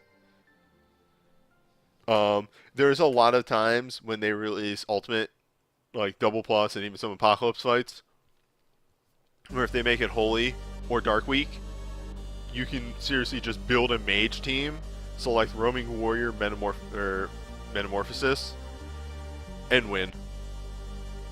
Yeah. Just bring a look at healer. Newbie's videos. He's done this. Yeah, just bring a healer, bring Shell Protectka, have somebody to cover and make sure your healers don't, your casters don't die, and you'll win easily. It gets a little rougher once you get to Apocalypse fights, but you can easily do that for any Ultimate Double Plus. Yeah, Sid Reigns, the super important character from Meta 13. Kind of, a little bit. I think he became super important. I think he became president at some point in that game. Who cares? But yeah, it's dumb. Up next is Warrior of Light's Lustrous Shield, which is 8 single target Holy non-elemental physical attacks in Holy. I know this isn't new, but I could not tell you what the commands are. Well, the important thing about this burst is I'm pretty sure when he casts the burst, he just gets a giant shield and starts beating people to death with No, it. specifically he gets a shield charges into him a couple times, and then grabs Sentinel Grimoire's shield and slams it into them. Which is just fantastic. It's a great animation. So, even though this is kind of old, it is pretty useful. The burst is called Ultimate Shield, which makes sense. Command 2 is called Crystallized. It's 2 group attacks and gives the user 50% defense up for 25 seconds. Which is important because Command 1 is 1 to 5 single attacks on one target, scaling with their defense. Warrior of Light at 25, a little under, 2500 defense hits 5 times. Yep. If you can get there, it's pretty much Guardbringer. It's really strong. It will get outclassed once Guardbringer gets upgraded. Yeah, to 5 hits. At that point, Guardbringer is better than this, but it's called Stroke of Light, which it's a dumb name for a Command 1, but I like it. Yeah, it's pretty good. It's not world-breaking or anything like that, but it's still really strong. Also, that is the holy boosting, the only holy booster on this entire banner. But it's an armor. It's an armor, though, and if you're using knights, you probably have a holy boosting sword. Yeah, easily. There's a lot of that. There are a dime a dozen, easily. Anyway, coming up next is Golbez's Zeramis Shard. 7 single target, dark, non-elemental, mag, plus 30% and sentinel to the user. Here comes the Dark Knight Mage. Okay, so, you ready for this? Yes. So Command 1 is Shadow Dragon. It grants Summon Shadow Dragon and Stone Skin 30% to the user. If he uses Command 1 again, he uses 4 group attacks at 4.3 multiplier each, and summons the Shadow Dragon to hit everybody for 4 times. And then you can keep cycling through that. Or you can go with Command 2, which is Glare Hand, which makes no sense. Glare Hand hits one target 4 times at a multiplier 2.55. Or, if you have the Shadow Dragon summon on it, it hits the target 4 times at 2.55 each, and heals the user for 20% of the damage dealt. That's dumb. Yep. So he taunts, he magic lures with the Sentinel, and then he can heal himself. And then just drain tanks. Yep. And you can put him in the back row, he doesn't lose any damage. Mage tank. They somehow made a mage tank, and I love it. Not to mention the fact that Golbez can equip heavy armor.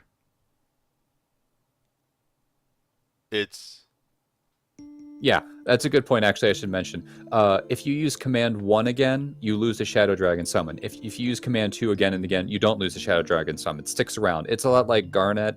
And who else did we have earlier that was like this? Was it from 10, Yuna's father, Vraska? It's like that. It's the Command 1's kind of a toggle ability, and then it just stays on until you either use it again or you run out of the burst. Yeah, it's Summon Strike.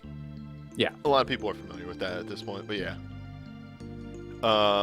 Okay, up next is Marsh's Cuirass. We've had a couple of these. I know, but I love it every time it happens. Uh-huh. It's an 8 single target, wholly non-elemental physical attack. Attack in mind, plus 30% to the party. Enter burst mode. That's really good. It's really useful. Mm-hmm. It's an attack mind booster, which they're very rare. I think there's only one other one, I think, in the whole game. So it stacks with a lot of people. It makes your healer better at what they do. It's a holy hit. And then his commands are, it's called Knight Combo, which, man, if you played the original Final Fantasy Tactics Advance, the animation is almost like exactly the same from the Knight Combo and that. Fantastic. Yeah, Command 1 is Saint Blade. It's a 3-hit, grants the user Knight 15% boost for 3 turns. Command 2 is Saint Shield, 2 single target attacks, grants Sentinel to the user for 25 seconds. Combo that in the Guardbringer, and you have a good BSB right there. Even if you don't have his USB, that is a very powerful BSB. I would seriously consider investing in Marsh if I picked that up. Oh, getting to the end of the list finally. Coming up next No, is we're almost there, man. Yeah. We're almost there. Shadow's Koga Blade, which is instant, 7 AoE, dark, non-elemental physical damage, in dark. Then I don't know what this does. This, I think, is one of those things that people were really excited to see because it was great for clearing things out. Oh, right. Is this the thing that it does? It has a two-hit AoE command? Yeah, the Command 1 on this is... Nope, is this Shuriken Storm? This should be Shuriken Storm. Koga Blade. It's for Shadow, though, yeah, right? Yeah, 7-hit AoE on the entrance. Yeah, it's the burst is called Shuriken Storm. Command 1, this might not be right, is 4 single target attacks, and Command 2 is 2 group attacks. They're both at quick cast, and they're both dark, and that's what I was thinking. Non-elemental damage. The Command 2 is 2 AoE. Yeah. Pretty standard, but the fact that it instants on the entrance is really, really nice. And then in darks, which combos really well into those ninja moves that we've been hooting and hollering about a little bit during this. A couple of them are dark, I think. Yep.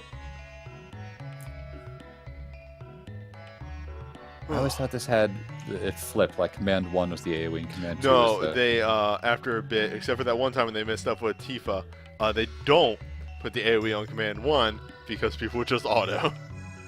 Yeah. Also, I think Cloud's Command 1 on his BSP 1 was auto. Yeah, that's AoE. what I meant. Like, they did it on the first one and then went, oops, and they didn't do it ever again. Except for Tifa that one time.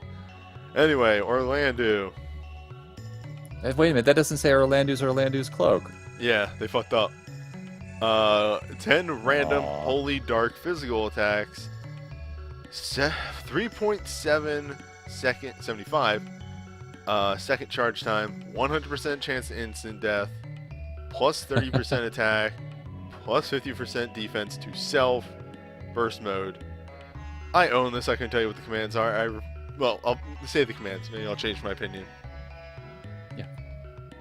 It's one of those things that... Sorry, I'm pulling it up.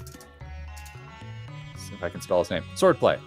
So, the burst is called Swordplay, like I said. Command 1 is Steely Swordplay. It's 4 single target attacks, and it gives attack and defense minus 20% for 15 seconds to the enemy, because why not? That is holy and non-elemental damage. Second command is Dark Swordplay, which is dark and non-elemental. It's 2 single target attacks and heals the user for 20% of the damage dealt. So I think that's what Dire Weapon used to be. What are the cast times on those commands? 3.3 seconds.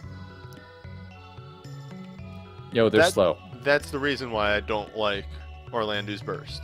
It seems very strong until you realize that it takes forever to do anything, and you will probably get 3 casts of the burst commands off before you run out of burst mode. Unless you have his good buddy Marsh sitting right next to him with his USB. In that situation, it is pretty good, but like, I think it is one of the things that I like the least about Orlando. It's one of those rare things, might be unique actually, where if you have Orlando's OSB, you go from OSB into his BSB, and then it can do some stuff. But frankly, if you have Orlando's OSB, just start spamming OSB, man. There you go. There's the point. The BSB is very underwhelming. They tried to balance it by making everything take longer, but I think in that regard, they made it way weaker. They made it too weak. Yeah, it is what it is. But anyway, we're down to our last 2 Legend Materia records. Which we already talked about. One of these, Seymour's, is a 25% chance to dual cast Dark abilities, which can cause problems with his BSB too if you get that.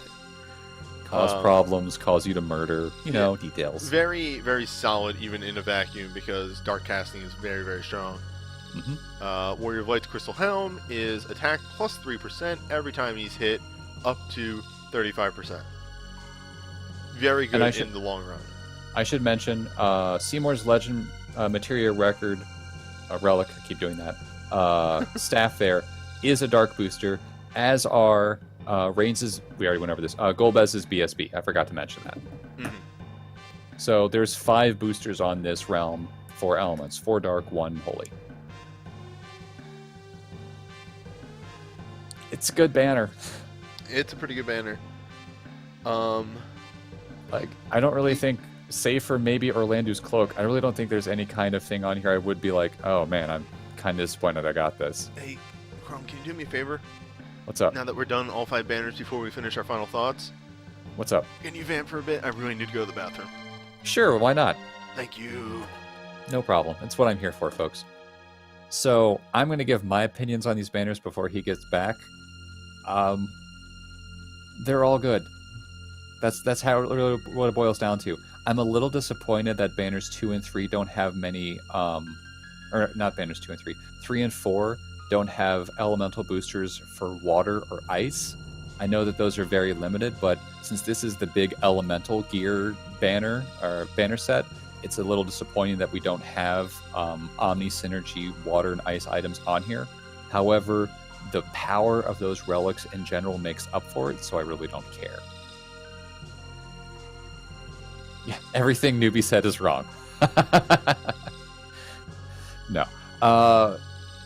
I think if you're going to pull on these banners, look to see how many things you've got, and then look to see if there's anything on here you don't want, and make decisions from there. I have a couple things on Banner 5, which is why I'm not going to be pulling on it, even though I really want Reigns' gloves.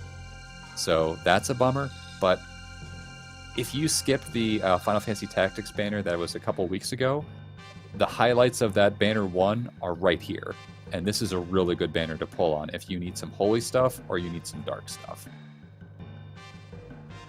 Yeah, I know, but however, the problem with Banner 5 is there's a lot of things on here that have been really important things on previous things, so you probably have a lot of dupes, so keep that in mind. Other than that, if you're like me and you're looking for specific fire boosters, Banner 1 is very useful. However, there's a 6 banner coming up in 5 or 6 days that has a lot of very powerful fire boosters on it, so I might look at that before I actually pull on Banner 1, depending on what you have and such. Banner 2, if you need Earth stuff, that's the place to go. So there's a lot of very powerful stuff on there. There's also the chicken knife, which isn't even Earth-based, and that's excellent. Banner 3...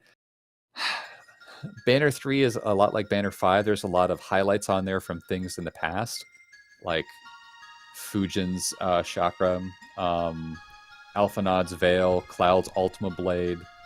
There's just a lot of stuff on there that you've probably picked up in the past that might cause you not to go for Banner 3. Also, Banner 3 only has 1 element booster on it across the whole board. That's Omni Realm, and I am not a big fan of that. That being said, I'm still going to pull on it because I want Titus's chain, and I want a couple other things on there. All right, I'm back. I know, I heard you come back. And Banner 4 is great. I love it. I gave my opinions, which was everything Newbie's about to say is wrong. Accurate. Never wrong. Always correct.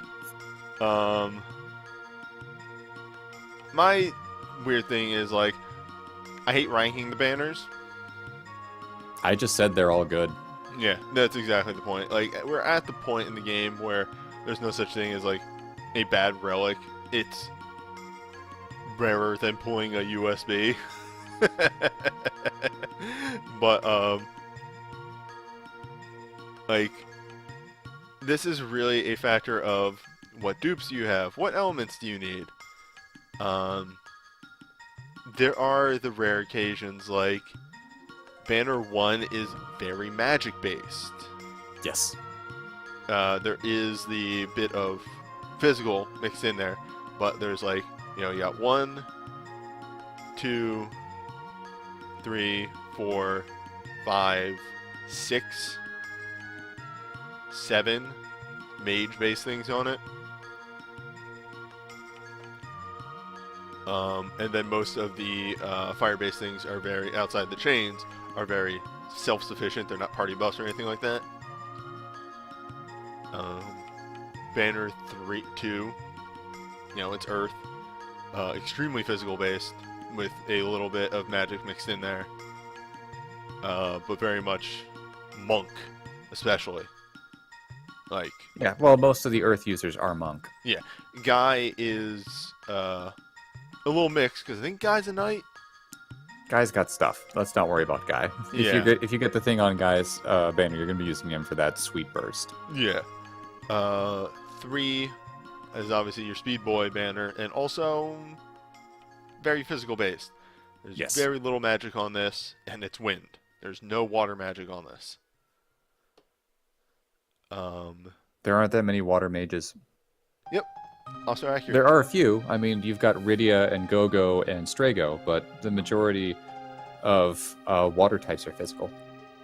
And in that regard, again, Banner 4 is extremely physical based. Got some stuff on there for a few things, but most of the stuff, you're right, is physical. It's Adia, Desh, and Renoa. That's it. So there's one... well, sorry, Lena, I forgot. The one healing thing that's snuck on any of these banners. But there's 1, 2 if you want to count Lena, 3, 4, I don't. 5. There's 5. And then the final banner is, I think, the most mixed one. Because everything dark, except for Garland, is magic based, and everything holy is night based. So if you are looking for specifically, I need physical or I need magic, there's your breakdown there. Shadow's blade is dark, and it's physical. Okay, look. I'm just pointing it out, man. There's a little bit of a spread. And Reigns does holy and magic, or holy and dark magic. So he goes both ways. So really what you need to look at on these banners is, what do I need elemental-wise? Yeah. That's what it boils down to. Or you could just be like me and pull on every banner. Yeah. Now, there is something that someone pointed out that I pointed out while you were not here. There is a 6 banner, FF6, that's hitting in 3 or 4, well, next week. And it has a lot of fire things on it. So take a look at that banner before you pull on the fire banner and see if there's things on there you want. Like, I think Terra's USB is on there and a couple other things. So if you want stuff for Terra, look at that, because Terra is absent from this fire banner. And that's pretty surprising since she's Miss Fire. Mm-hmm. Probably because that event was rolling around. Yeah. They definitely didn't want any overlap at all. Also, you know, Banner 1 also has Locke's random holy boosting dagger, because why not? All in all, that's the banners in review. There will be one other specialty banner that comes out during this. We get the 3rd music event during Festivus here. Yeah, that hits on the 1st, I believe. Yes. So that exists. I don't know if there's anything that would wow me on that. It's probably decent, as they've been making they've been reworking the music banners to be pretty good. Oh, yeah. I just couldn't tell you what was on that, and I'll probably talk about that when I do a video for that. Which will come in sometime. Yeah. But for now, that's been your extra long fucking 2-hour banner review. It's been fun. Oh, these are always so draining whenever I do these. Yeah, that's why I suggested I should come along for this one, just to give you a little bit of a break. Yes, thank you very much, Crump, for coming along and giving some extra advice and helping me out, because you gave me the burst commands and everything. So I'm gonna Yeah, there's a lot of stuff. Yeah. I guess. Same thing. 3 months from now. Yay! We'll see. That'll be the 3-year anniversary. Mm-hmm. But yeah. Okay, and that's gonna be a good cut point right there. Yeah. Good night. Good luck. I'll head out now so you can do your exit thing. I'm actually gonna do one other thing real fast, but yeah, I'm probably wrapping up pretty soon. All right. See y'all later. Have a good night and good polling, since I probably won't see most of this chat until after several of the banners have happened. Yep. So, bye. So for reference, I'm actually just gonna disconnect and shut down from Discord. We're gonna see how this goes. Oh right, I forgot I had that on. Whoops.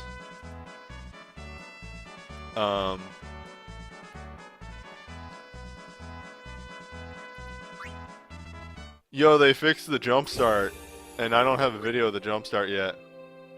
So, I'm gonna do the jump start.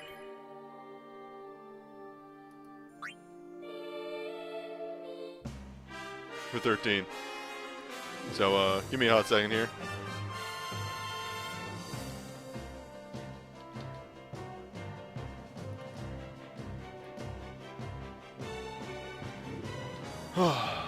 Just get this out of the way, and then I can sit down and do some editing.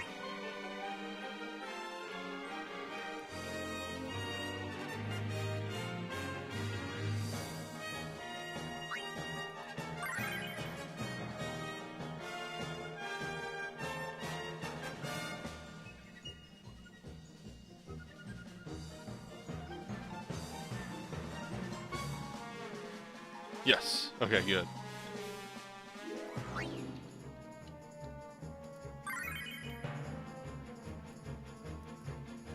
I need to find one of my benedictions.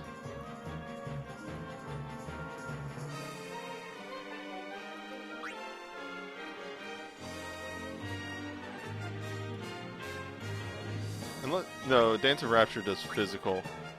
I definitely need a benediction.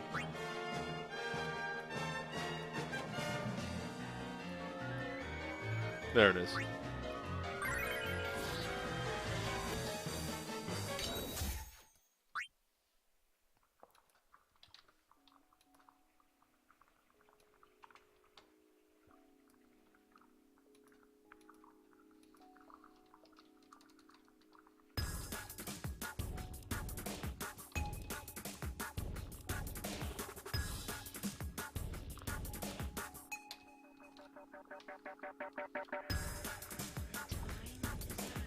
Okay.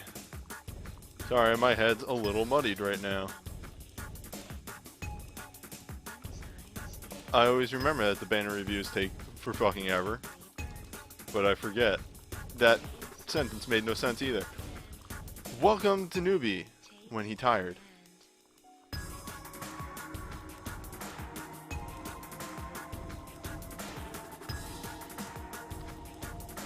Yeah, I don't need anything for this special.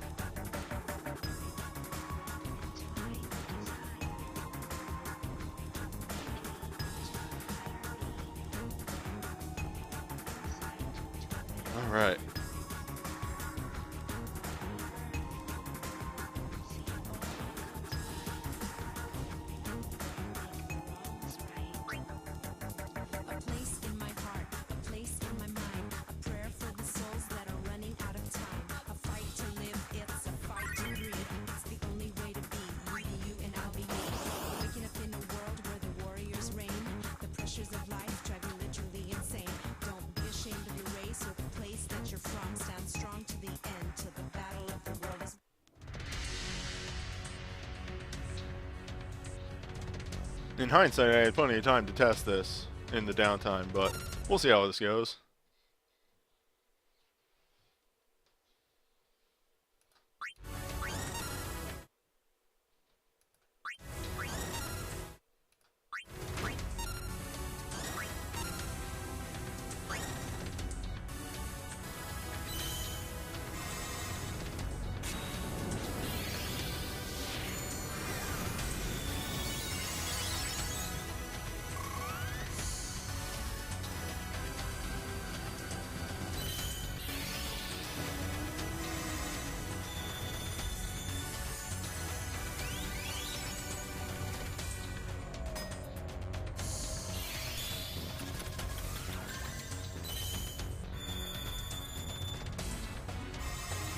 Alright, so that's 2 magic buffs, initially.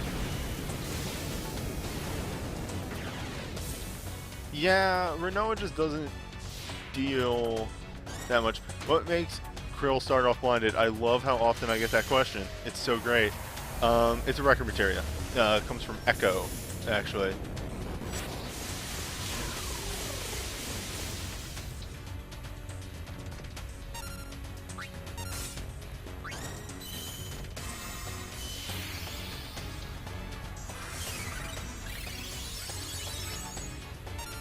Yeah, he's weak to ice.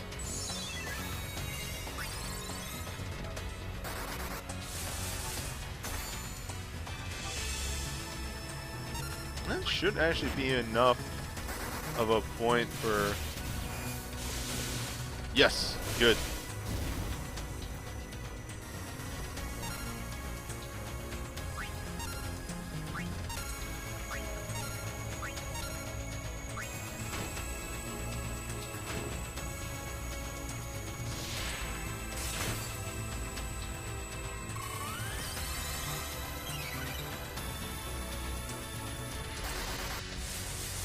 So in hindsight, I could have just put some, like a summon or something on Yuna.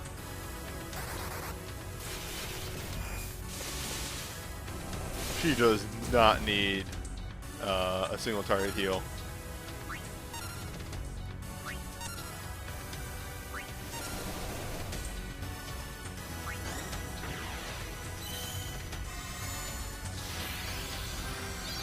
Well, so remember Cosmic Afro, the whole gimmick with this guy is that he periodically will dispel your party. So if you are running a physical team, you're gonna want to wait to do your buffs, or at least your Hastaga buff, just a little bit.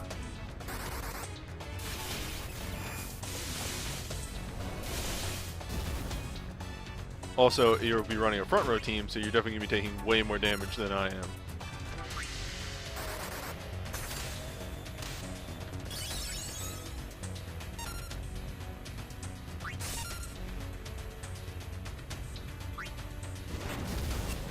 That's the move right there.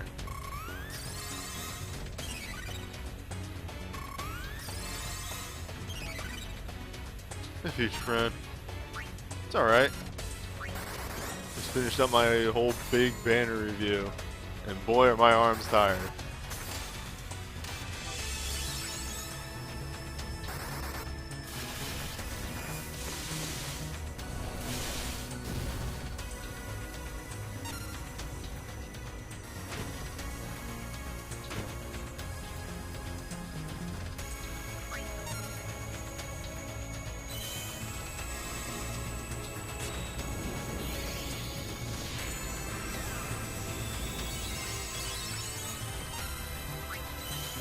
Yeah, it's a good 2-hour portion of the VOD. I'm just doing this to wind down.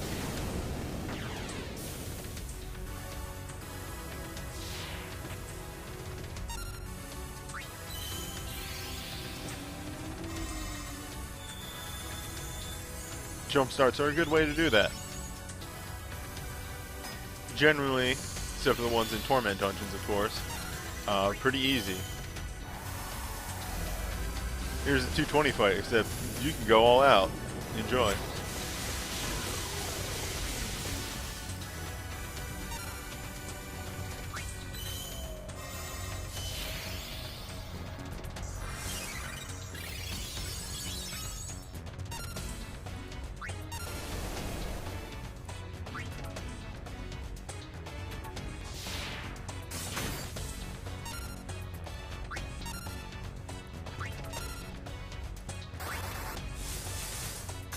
I think the next one should be a Crushing Grasp that will miss. Yep.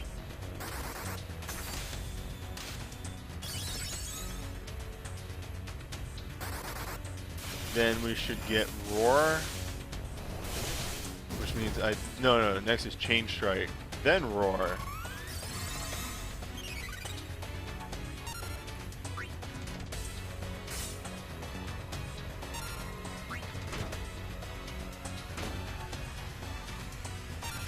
Also, up next is the boss is probably dead.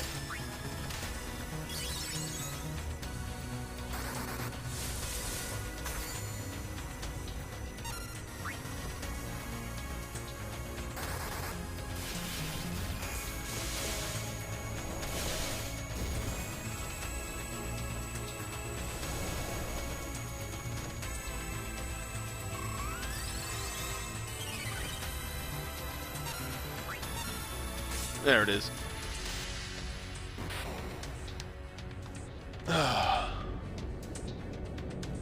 Done and done.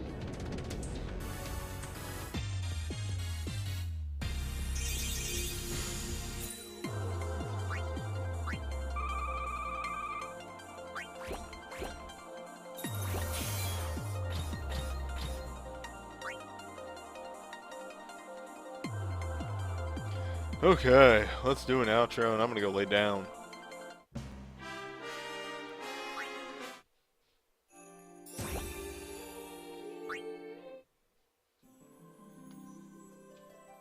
Oh, wait, hold up. That's because it'll look better for the outro.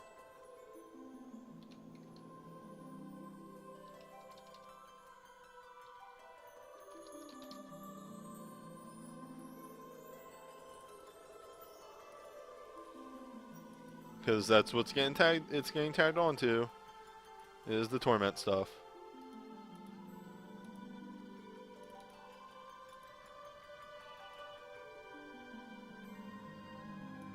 Okay. Well, that was it for the FF14 Torment. There's 2 more left. We got 13. We got FF1. I don't know which one's coming first, but they'll be fun, to say the least. I'll see you next time.